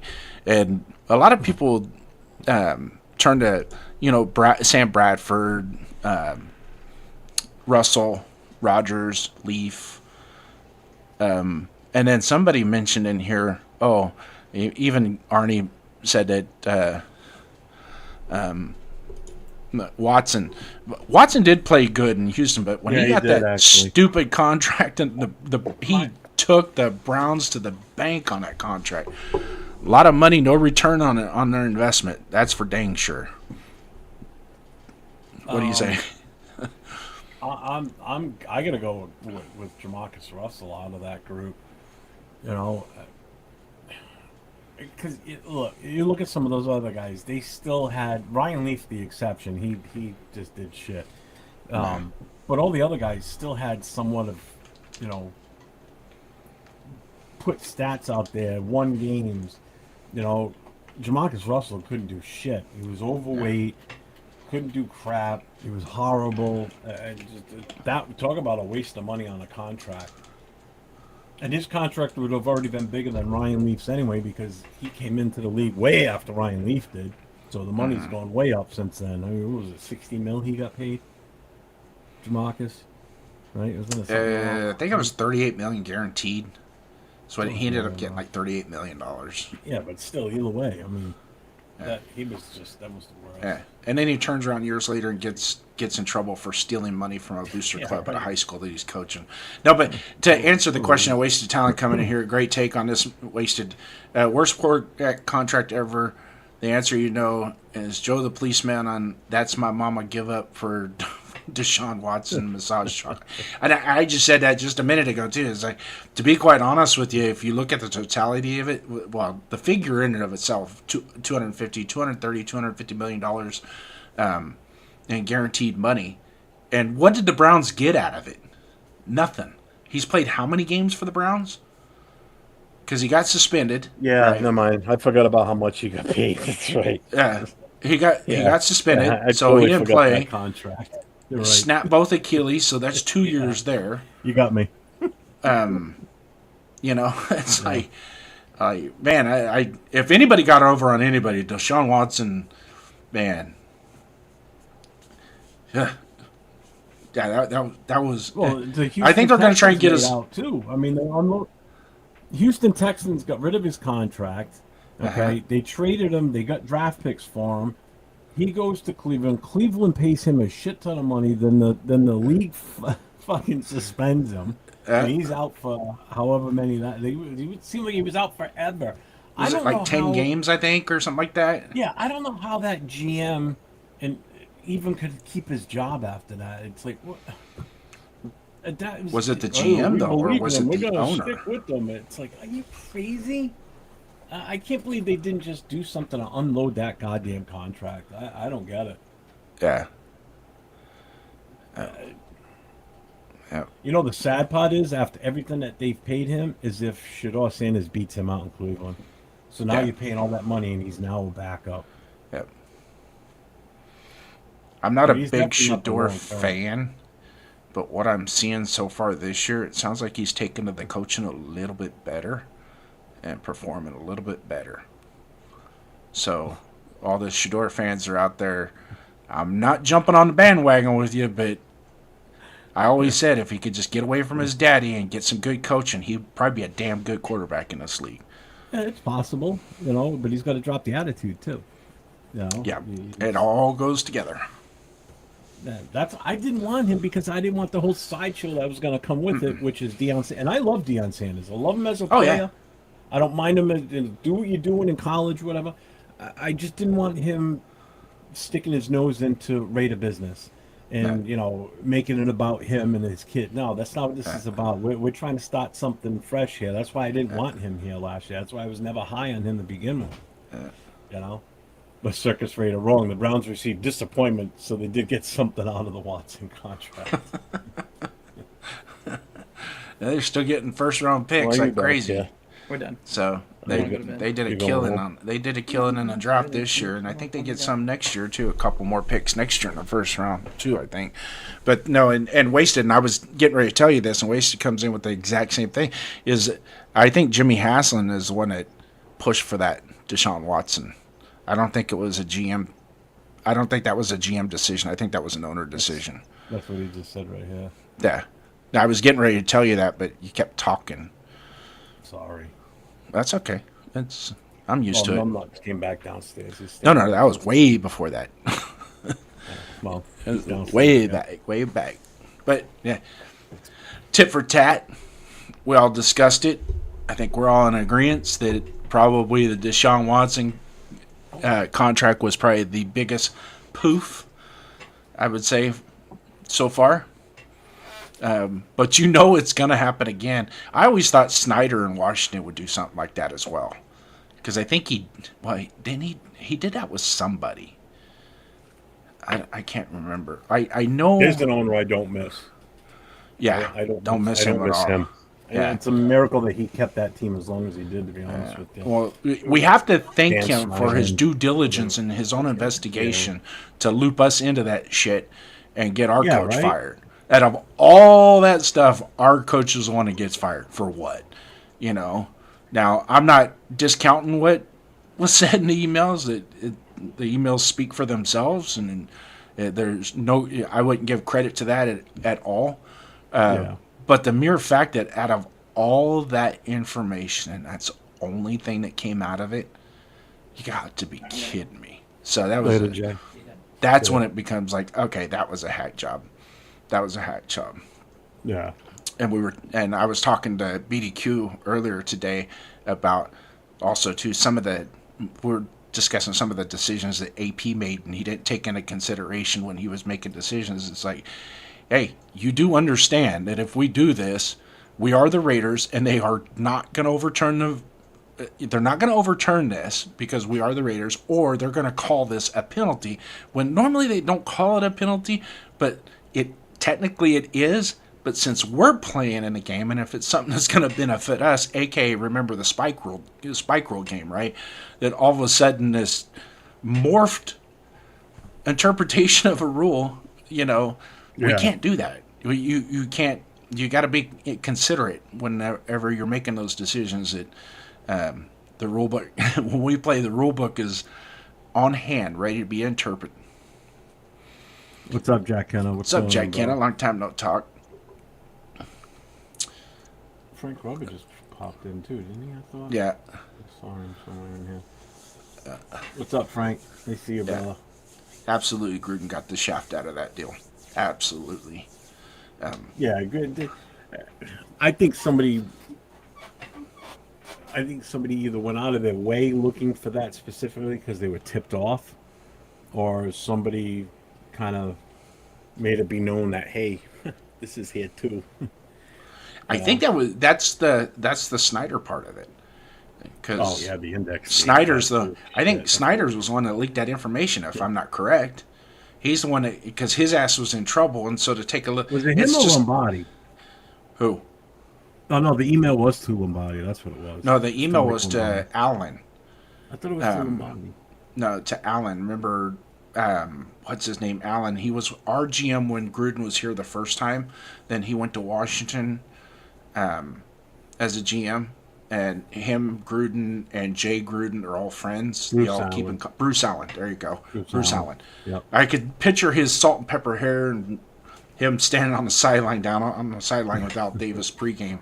It's like, but yeah, they were friends and they were communicating, and there was some innuendos about the Rams were forced to draft a certain player because of his sexuality, the guy that came out openly, and blah, blah, blah. And Gruden, it started with that. And then the more he was making fun of the NFLPA director, that the innuendos had racial undertones to them. And that was when Snyder goes, see, look what's going on here. We're being truthful. We're being upfront with you. Here you go. And it's like, well, where's the rest of the stuff? Where's the emails from you to a secretary over in the pro player personnel that you're talking sweet nothings in her ear in emails? We don't see those. Why aren't you providing those? So there was that whole situation. It's a good thing he got out of the owner business, because he was a mess. I felt sorry for Washington fans because of him. Was the garage open? But anyways, hey, hour and 22 minutes. We've had some really good phone calls. Yeah, we did tonight. If you think you got what it takes, bring it in. Joe from Florida came in hot and heavy, man. He was dumping on me, pounding. He was pouring motor oil on my head. That was fun. I liked every minute of that. Yeah. What's up, Lucky? It's fun. I see you in here today. What's up, brother? Yeah, definitely things get lost in translation. Again, it's one of those old, I tell you a story first, Jason, and then I ask you to pass it on, and it makes its way back around to me. It's a completely different story by the time it gets back to me. Yeah. Yeah. I tell you about a guy that, did something with a piece of paper, and next thing you know, it's like he ends up with a knife in his hand by the time the story gets back to me. It's like, how the hell did it go from paper to a knife? It's like, what the fuck? Yeah. Yeah. Even in the comment section of our lives, when you start reading them, it's like some people misinterpret what's actually said. Yeah, it's like you got to be real we just careful. talked about that the other day. Yeah, we just talked about that. Or you talked about it on your show yesterday. Yeah, the Friday show you did. Yep. The Friday one. Friday mornings, 11 a.m. Pacific Standard Time. Raiders Pride and Boys, hosted by myself. So throw that in there. It's a part of the 401_Raider_Jeff Productions Company, LLC. Included, but yeah, it's one of those deals that you gotta be real careful what you say. That's why sometimes it's easier to pick up the phone and just talk. But even in my case, because even Joe came after me and dumping on me, and I was like, I don't think he really understood what I was trying to say. It was like I don't think it was far. You hate AOC, so I know you. I hate AOC. I've never said that. Never, ever have I said that. I just misunderstood. What? That I hate AOC? Shit we all use and say things to our friends that aren't polite or political. Oh, hell no. No. All right. Well, first of all, here's one little tidbit, one little thing. I'm a former firefighter. He's a former cop. So if anybody knows ball busting, it's going to be the two, especially in the firehouse. Nah. I mean, he's shitting me. You know, if you didn't call somebody an asshole, you didn't like them. You know, I mean, that's just the way it was back, especially when I was younger. You know, now everything's so PC and, you know, someone will Oh, go I used to complain. drive sergeants up the wall on calls. They would be on my call, trying to micromanage the call. I'd drive them up the wall with my Oh, shit. I had guys like that too. And they You were had a just, deputy. I'm like, you don't need to supervise me. I've been doing this shit for over 20 years. You've been a cop for 10. You get stripes. Congratulations. You studied, took the test, got promoted. Excellent. Yeah. Doesn't change anything. But you show up here because you want to be the supervisor and you want to critique and do all this stuff. But you got to understand, I play by a different game. See, anybody and everybody I talk to, I only talk to them the way they talk to me. Simple as that. You set the context. We'll set the context. We'll kumbaya. So it's however you want to do it. So I had a deputy chief and a lieutenant that couldn't make a decision to save themselves, oh yeah, and that would drive that's me insane. nuts. Yeah, And a lot of times I would just start doing what I knew needed to be done, and they'd be like, "What are you doing?" I'm like, "Well, if you guys aren't going to make a decision, I'm going to go and do what I need to do that I know needs to get done." So I don't know what the hell you guys are standing there waiting. I mean, there's smoke coming out of the building. I don't know what you want to do. I don't need orders from you. I know my job. So you two sit down here, you know, patting each other on the ass, trying to figure out what you want to do. I'll be inside. See you later. You know, shit like that. It drives me nuts. It's like, you know the job. Just making this. They were both afraid to make decisions. That was the problem. Because they didn't want the consequences if they were wrong. Right or wrong, make a goddamn decision. Jesus Christ. But, yeah, ball busting is huge in both professions. Same with the military. Same with the military. It's the camaraderie, building that camaraderie and testing the waters with people. I don't find oh my God. I knew he was going to come in with something. I interpret it as Jason. That Jason isn't a team player. Not surprised. Oh, you're making him cry. He's putting his face down. No, I'm not crying. I'm in disappointment with that comment. I'm in huge disappointment right now. Monday morning quarterback culture is rampant. Oh, dude, we have well over 75,000 general managers and head coaches in Raider Nation. Even more than that. They're worldwide. They're everywhere. They're everywhere. I bet you can fly to Florida and get you, and that guy's a next GM, head coach. Did you know that we had about 25,000 scouts too for our team? Oh yeah, they're everywhere too. Yeah. And tryouts Monday. There's tryouts Monday. The last time when I went to the Pittsburgh game 2 years ago, and I was walking down, and I hear this, "Damn, number 75, you look like you could play." I turn around and I go, "Dude, I'm 52 years old." At the time, I was 52. 52 years old. That ain't happening. No. You want to sign me to a contract that's going to take care of me for the rest of my life? Because I'm going to go up and get my ass handed to me. Then fine, I'll go out there. But no, I'm past that. I'm done. Yeah. And anyways, bro, messed up thing is we get it right more than the organization does. Dude, you cannot say it any better than that. Thank you. Thank you. It seems like every time I dial... Well, this was when Telesco was the GM. I had Telesco's phone number. It was 1-800... I am stupid. Yeah, so I would dial that number and... yeah, good idea. It probably should have followed my idea.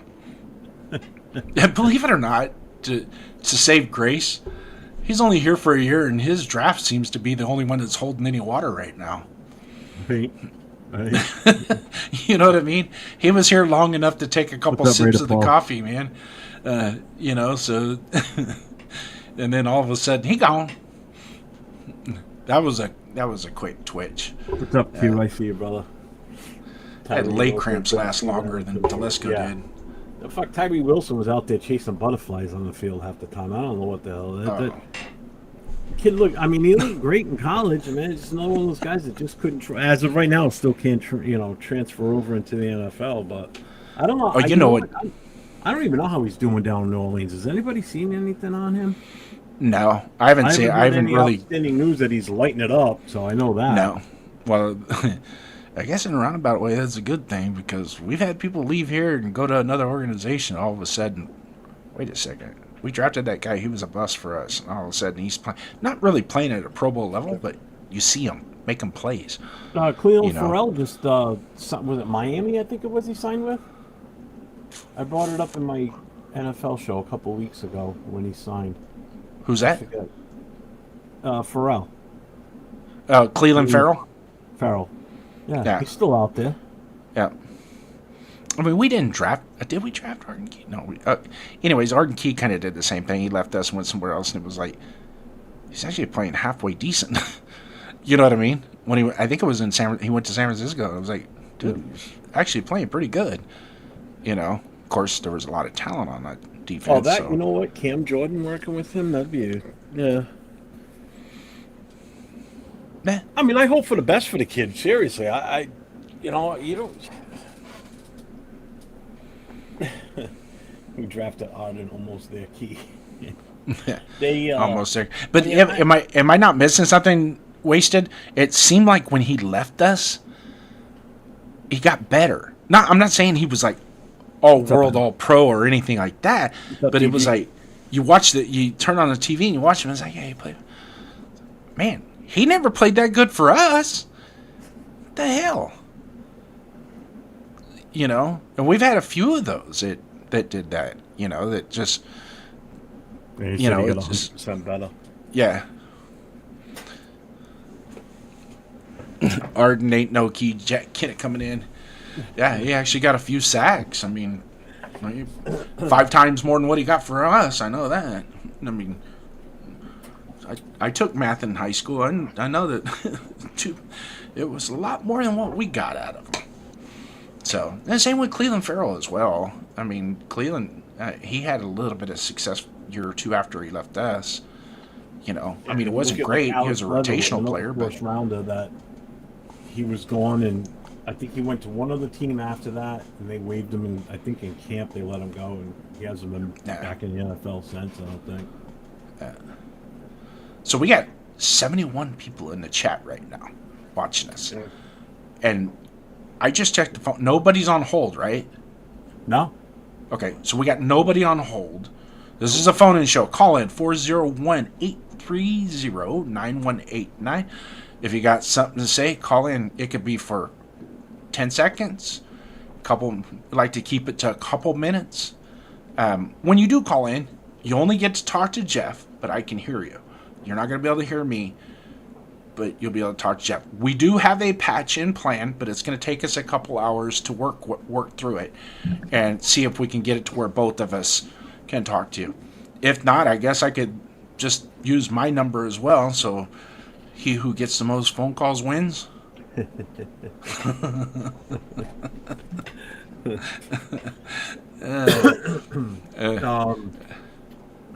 the fuck was I going to say? I was going to say something, I just lost my train of thought. Something important.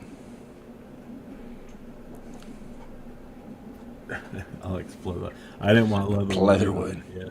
I don't even think he's Leatherwood. I think it was more. I was a stretch. He stretched for that pick, man. That was a reach. And then they picked the wrong Byron Young. Oh my God! Yeah. How do you do? Someone needed. Someone needed to lose their damn job for that one. I think they did. That is ridiculous how that happened. That was horrible. That was, it wasn't worse than what the Vikings did, where they forgot to turn their pick in twice. I think it was twice in the same draft. Was it the same draft or back-to-back drafts? Yeah, and the next team, I think it was the Broncos, wasn't it? Wasn't it the Broncos that were the next Something team like that. And they just jumped right in there and took the pick that they wanted. Yeah, your time's up, brothers. Get done. We're jumping right in here. Thanks. Look who's decided to join us, Mr. Dixon Sider. And if you guys don't know, Jeff's already taken a photo with Fernando, and he's got his poster and his jersey. What's up, I see you, brother. What's up, man? What's up, brother? Let me ask you this. So, did you watch Thursday night's game with Arizona in Carolina? Yeah, I watched some of it. Okay. Not the about Hall of Fame game, third quarter. They don't even hardly show the game. They're talking to all the Hall of Famers. Yeah, so, which is fine. I'm yeah. fine with that. Yeah. But I brought this up last night on my show when we were talking about the rest of the games for this week. For the true week one now for the preseason. And when I was going through the schedule, I picked out a few that I was definitely interested in watching. Obviously, I'm going to watch the Raiders game, but I want to see how our secondary does against Arizona now. Because if you watch Thursday night's game, they were throwing that ball, they were flinging it. Carson Beck was out there throwing that ball all over the field. So I want to see how well our younger corners and safeties out there do against that, because it's a far cry from what I saw the training camp videos with Marvin Harrison Jr. look like he can't catch anything. He looks slow this year. I don't know what's going on with him. Their offense just looked miserable in training camp. And then you watch Thursday night's game, it's like, what the hell? That's not how they looked in camp the other day. They looked horrible. Guys couldn't catch the ball worth the shit. Guys were getting smacked around like they were kids out there. So I want to see. I'm really interested in that game, obviously, because we're playing it, but we still have to play them during the regular season too.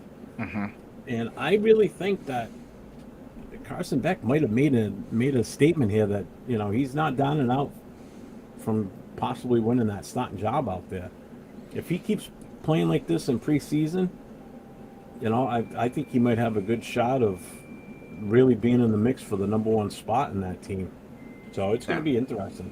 The one other game that I'm really interested in watching too is Buffalo, because it's the first game in their new stadium. I just watched the video a little while ago of the new stadium. One of their super fans that I met when I went to the draft, and was watching the video. He was live in their stadium. I guess they had like a practice there in the stadium, and fans were able to come in and walk around. And the place looks gorgeous. I mean, the concourse is huge. Oh yeah. The space between where the seats are to the concession stands, it is massive. And when you're standing at the concession, you can still turn around and see the field. So it's not even like it's not like the old days where the concession stands were behind the bleachers or behind the seats, and you couldn't even see the field. But this is like this level was completely wide open all the way around. So you could be standing at the counter, turn around and look, and you can see the field, so you can still see what's going on. Yeah. Stadium's beautiful. They built that stadium real well. Yeah, and I can't wait till we go to Buffalo to play, because I want to go to that game. Yeah, and from what I understand, the design of it, even being an outdoor stadium, that how they pack snow into their old stadium, stadium would get packed, and they'd have to come in and everybody get free tickets to shovel snow and all that good stuff. That roof that they built and how they designed it, pretty much only the field is going to get snow. Yep. And then they also have the way they got it set up, they can get the snow out of there real quick, like within an hour. They can get all that snow out and be game ready. So it's a beautiful stadium. Buffalo deserves it, and I'm so glad they got it and didn't end up going to Toronto with that previous ownership that they had. That would have been bad, for the Bills fans, because they're right up there with us as far as passionate fans. You throw them, Cleveland, Philadelphia, Chicago, as far as passionate fan who's passionate about their fan base being as passionate. I said it like 3 times. How they feel about their team and how dedicated they are, and I'm happy that they're getting that, and I actually look forward to playing there one day. Well, not me, but the Raiders playing there. Yeah, one that's day. why I can't wait till they're on our schedule for as a visiting team, because I want to go. I've already been to the old stadium. I've been up there, so I've been around Bills fans on their home turf, and they're crazy. They're absolutely nuts up there. The last Bills game I came out here, we had a bunch of them that came out here, and let me tell you, man, you talk about gracious and passionate and gracious. Oh, man, I said passionate like 15 freaking times. But You're passionate about the word passionate. it's a passionate, yeah. I just heard my wife go, I haven't heard that word in a while. But you know, they when they were at the Oakland Coliseum and tailgating and stuff and running into them and just conversing with them, and the Raider fans were very respectful to him as well, which was cool. And usually, I mean, just my own experience, the most I've ever seen at the Oakland Coliseum as far as negativity is when the Broncos, Niners, and Chargers, and Chiefs as well. There were times late 90s, early 2000s, the Chiefs really weren't that big of a deal, but the Broncos fans and the 49er fans, you know, I walked into the stadium. We were playing the 49ers one time. I walked into the stadium, and and this is an hour before kickoff, right? Because I used to like to go in an hour before kickoff. As soon as the punters and kickers come out on the field, I want to be sitting down. I want to watch everybody come out, see who's warming up, see who's suited up, who's not suited up, you know, type thing. And I kid you not, we're just barely getting up. We walk up. We're in the second deck. We walk up, and I look to my left, and there they go. They're already fighting. Here comes Oakland PD, hats and bats, man, breaking this thing up. And I was like, my buddy that I was with goes, we haven't even sat down yet. I go, yeah, the 66th Avenue parking lot is probably nothing but a mosh pit right now. The Hagenberger site wasn't bad. We hardly saw any 49er fans on that side, but if you walked all the way around to the other stadium on the 66 site, there was a lot of 49er fans over there, and I could just imagine how many people got arrested that game. So, but well, it's funny because the where they built the new stadium is the exact parking lot that last time I was up there is where we had our tailgate. It's right there where the stadium is. So, but yeah, I want to go up there to see that stadium. So, are you saying you christened the property before they built the stadium? You blessed it with your presence. Yeah. Okay. Yeah, a whole bunch of us. When I was still part of the Booster Club, we went up there. We held a big tailgate and a party, the whole 9 yards. No. Drove up there. That sucked. That's a long ass drive. Yeah. Nothing. The only away game I've ever been to was Candle State Park. Hated it. Absolutely hated it. The wind. It was. So you haven't gone to any other away game for the Raiders? Just home games. Just home games. Went to So Los Angeles. you yourself have never seen them play in their white jerseys. Not that that's a big treat. No, I did. When Lane Kiffin was the head coach, he marched them out in white jerseys against the Chargers in a home game. Really? Yeah. Why do I not remember that? Yeah. At right home? before he got fired. Right before he got fired. Well, I don't remember that. Ooh. Yeah.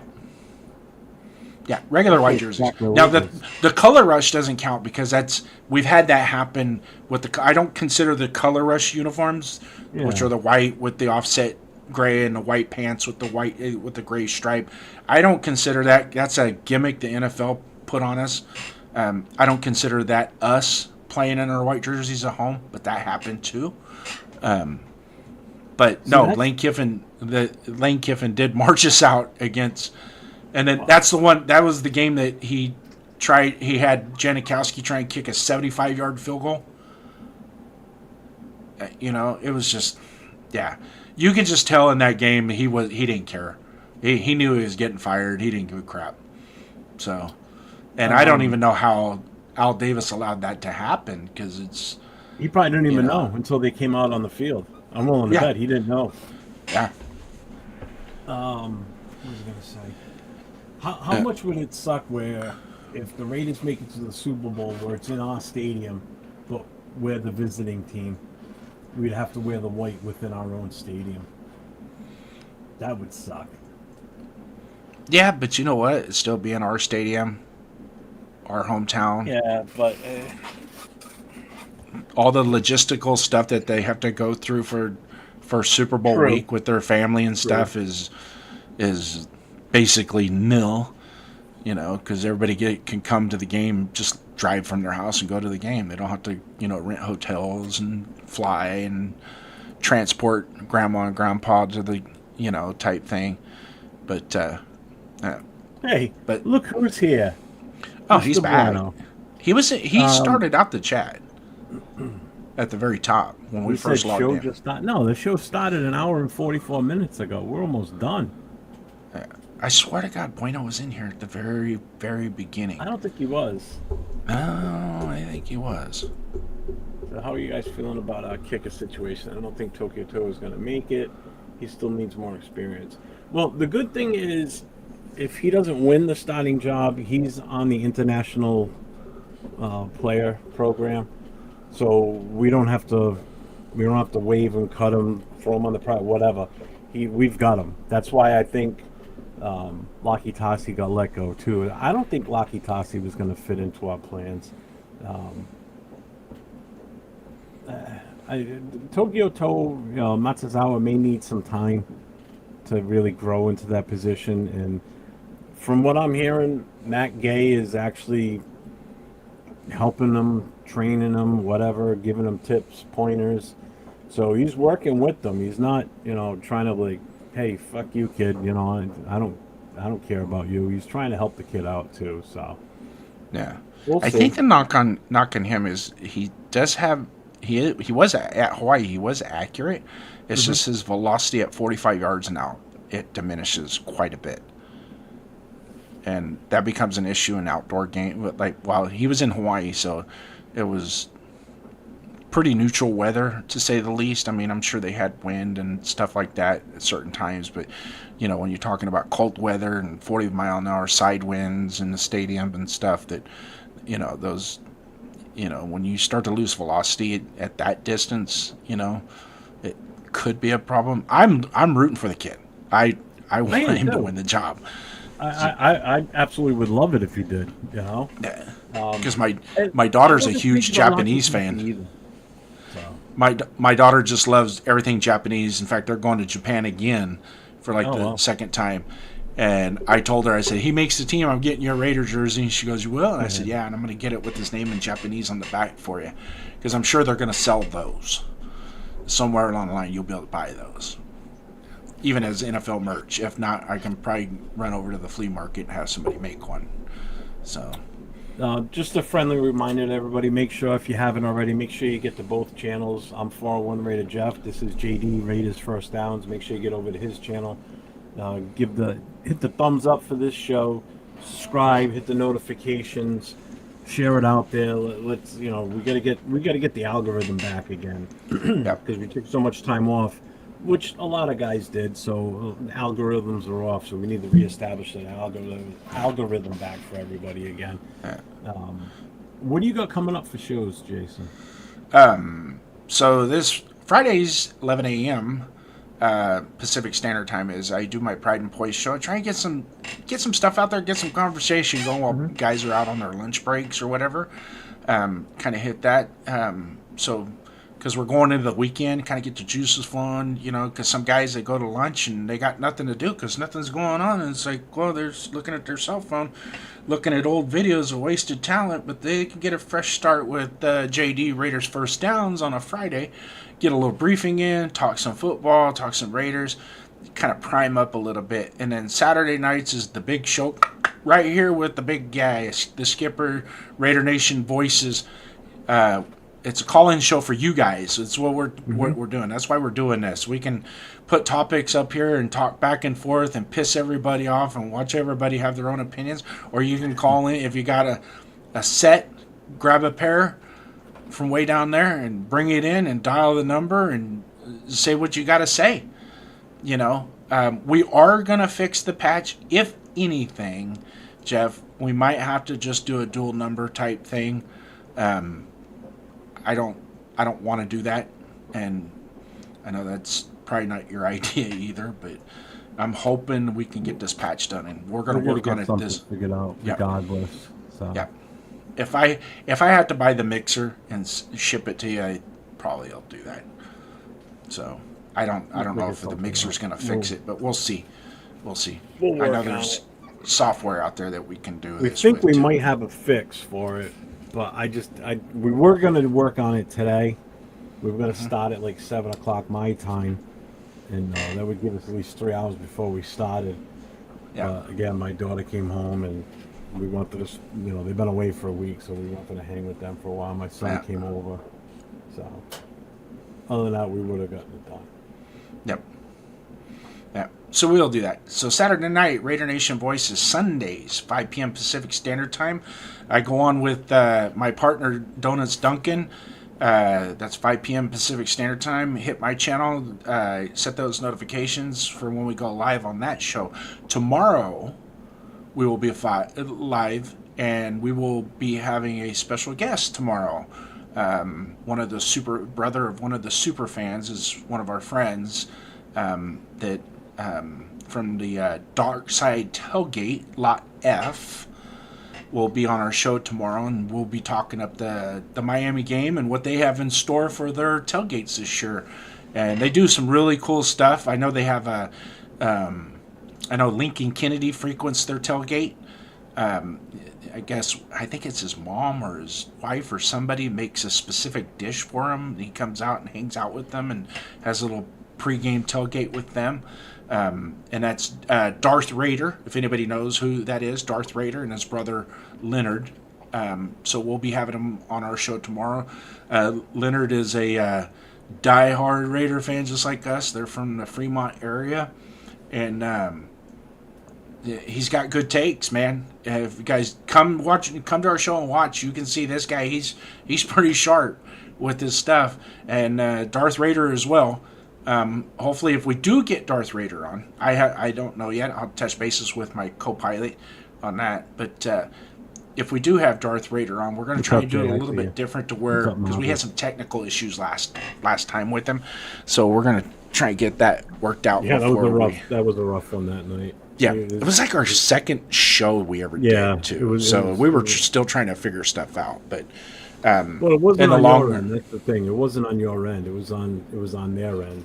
Yeah, I think he changed one of the settings, his input settings, and it just went. And it goofed everything up on his end. Yep. So that's it. I'm down to 3 shows. I did do Fight or Flight last night with Black the Quarterback, Business Decision Sports. Go to his channel. Link up with him on Friday nights. He will be doing a show called Fight or Flight, and it's a pure 100% debate show.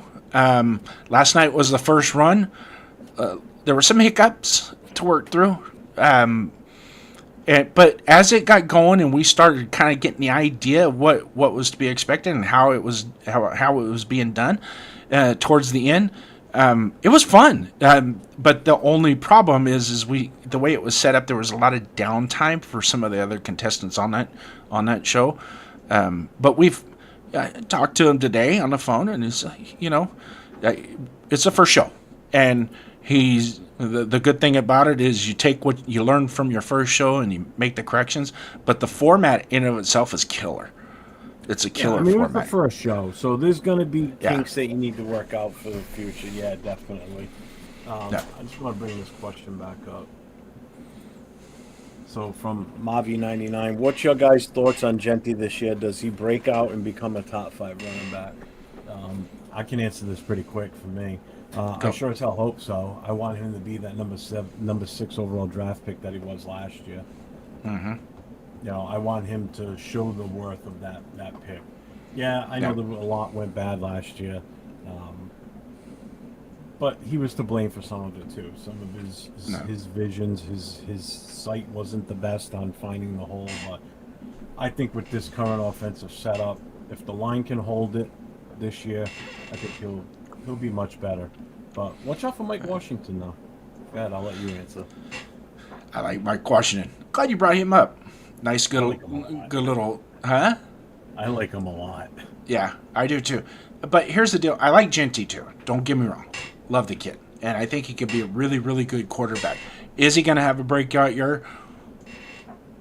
I think he'll have a breakout year. Whether or not he's a top 5 running back, there's a lot of stiff competition in the NFL right now with top running backs.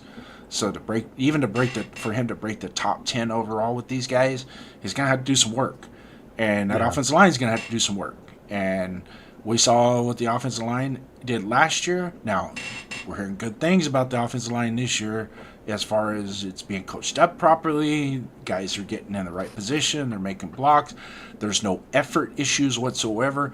So just in and of it that self, we should go. Because last year we were the 34th ranked offensive line. This year we should be able to crack the top 20 with just the coaching staff that we have and adding Linderbaum, healthy Colton Miller, and actually putting JPJ in the right position and letting JPJ just be JPJ and not trying to overthink it with that kid. Yeah. But the other part of his question, too, is top 5. He's got a, I think you just mentioned it, he's got a tough climb to hit that top 5. Yeah. I mean, just the 3 guys that just re-signed or just restructured and renegotiated new contract this past week. You got Bijan, Jonathan Taylor, and Jameer Gibbs. So just those 3 guys alone, and that's still, you got Derrick Henry out there, you got Saquon Barkley out there, Christian McCaffrey, whatever. Josh Jacobs. I mean, there's so many running backs out there. Etienne from Miami. Can he make the top 10? Possibly. Top 5. He's got work that's to a do. tough haul. He's really gonna put in some serious numbers to hit that top 5 running back for this season. There's so many good running backs in this league now. You know, we didn't even mention one of them, and it's Cooks from freaking Buffalo. Yep. That's another one. Yeah. You know? Then you throw Love in there from Arizona now. Yeah. Right. I mean, Breece Hall from New York. You know, from the Jets.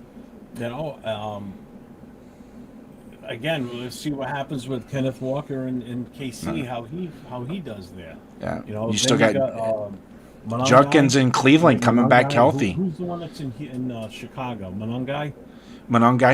Yeah. You know, he had a good Jeremiah Love. You don't know what he's going to do in Arizona. He could surprise and come out of nowhere this year. Yeah. Judkins in Cleveland.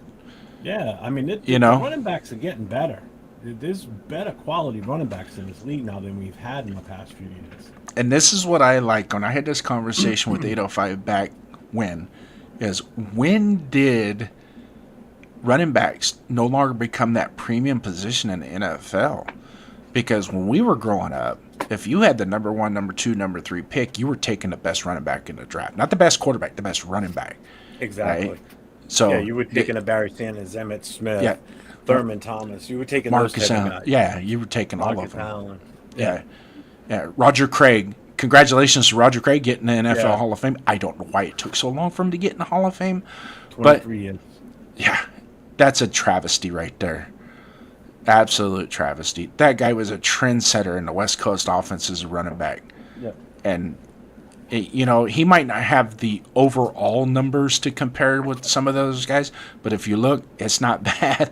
He's still right in there with the other guys that are in the Hall of Fame, numbers-wise. But I look at it from the play standpoint when you watched him play.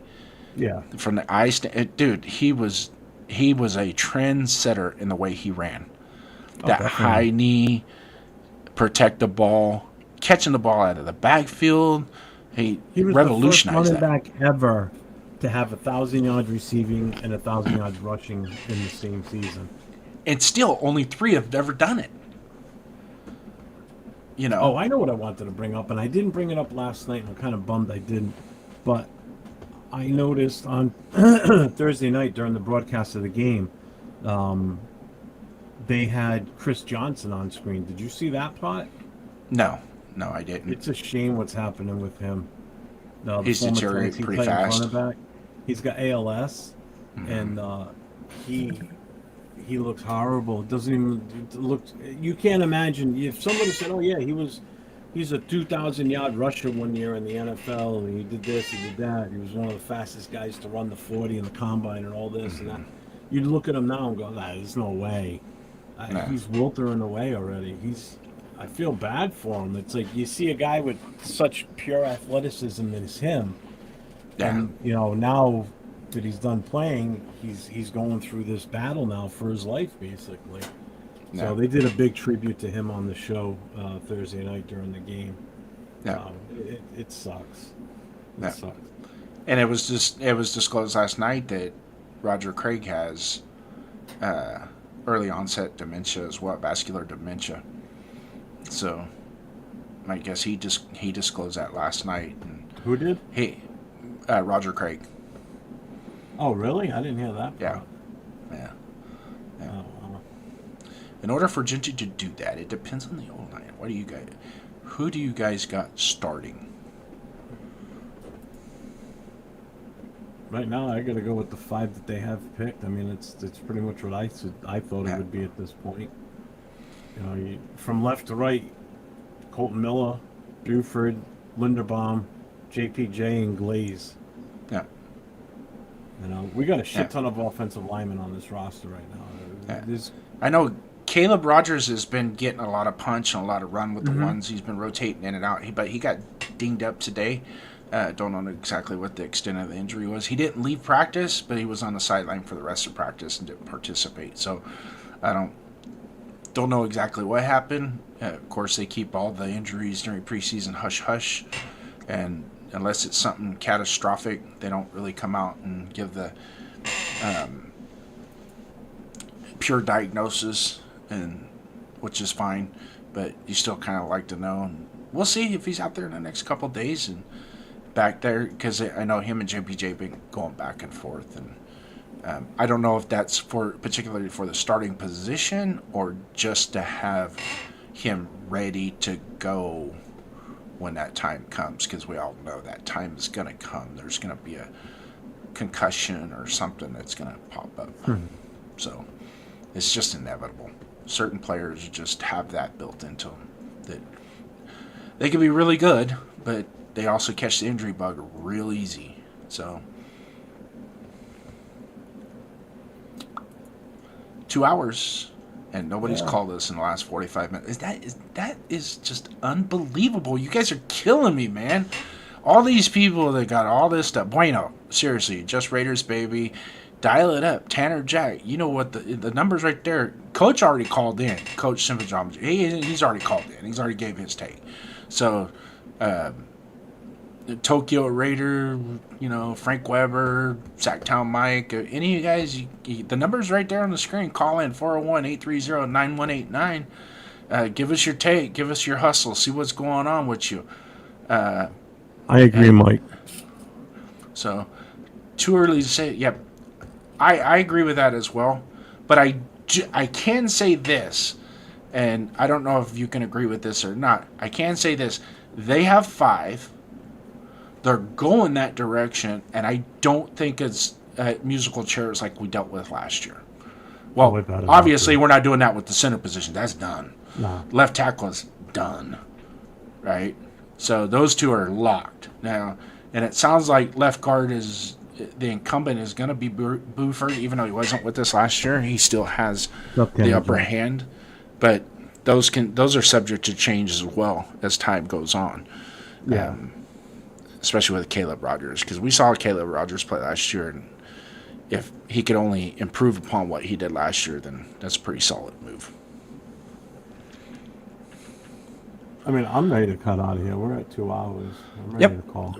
2 hours, shut the phone lines down. We've had upwards of 80, 90 people in the chat watching us. Some really heavy hitters, some great guys. Shout out to all you guys. But first and foremost, Cool Kev, Just Raiders, baby, Tanner, Jack Kenna, Coach, Sippin' Jamba Juice. Thank you, sir. Thanks for your phone call as well. Sacktown Mike, we could always rely on you, along with your nephew, Frank Weber. Tokyo Raider, great takes tonight, my friend. Great takes. We are not forgetting you. Your takes are important. If you have anything else to say once we shut down the show and it goes into and it memorializes, and you want to leave a comment in either one of our channels, we'll get back to you on those comments as well, because I've had a couple shows. Respond to every one of my comments that come up. Yeah, and you know what? Some of those, especially like D Menace, shout out to D Menace, man, one of the true warriors up in here with our chats. Is we can get some threads going on there that are dynamite. And I know some people come in here and they want to trash me, but I think a lot of it is in confusion and they don't listen. They're not listening, because I don't really. A lot of my takes are open ended, right? Let you decide. You decide your path, and if you want to criticize me for my take, then well, hey, you know what? I don't give a shit. I really don't. So, but there's a lot of times I'm going to bring fact, and when I do have it, don't be mad. Don't be mad. Been around this team a long time. Got a lot of information and regurgitated this. So, but I also have forgotten a lot. So you got to bear with me on that as well. Jeffro? Yeah, no, thank you everybody for being here tonight with us. Appreciate everybody, all our moderators. Thank you very much. Thank you everybody that super chatted jewels or did the hit the jewels and gifts and all that stuff tonight. Appreciate you all. It means a lot. We love the support that we get from you guys. We love to hear you guys from calling in on the phone every week. So remember, Jason will be back tomorrow night with Donuts Duncan.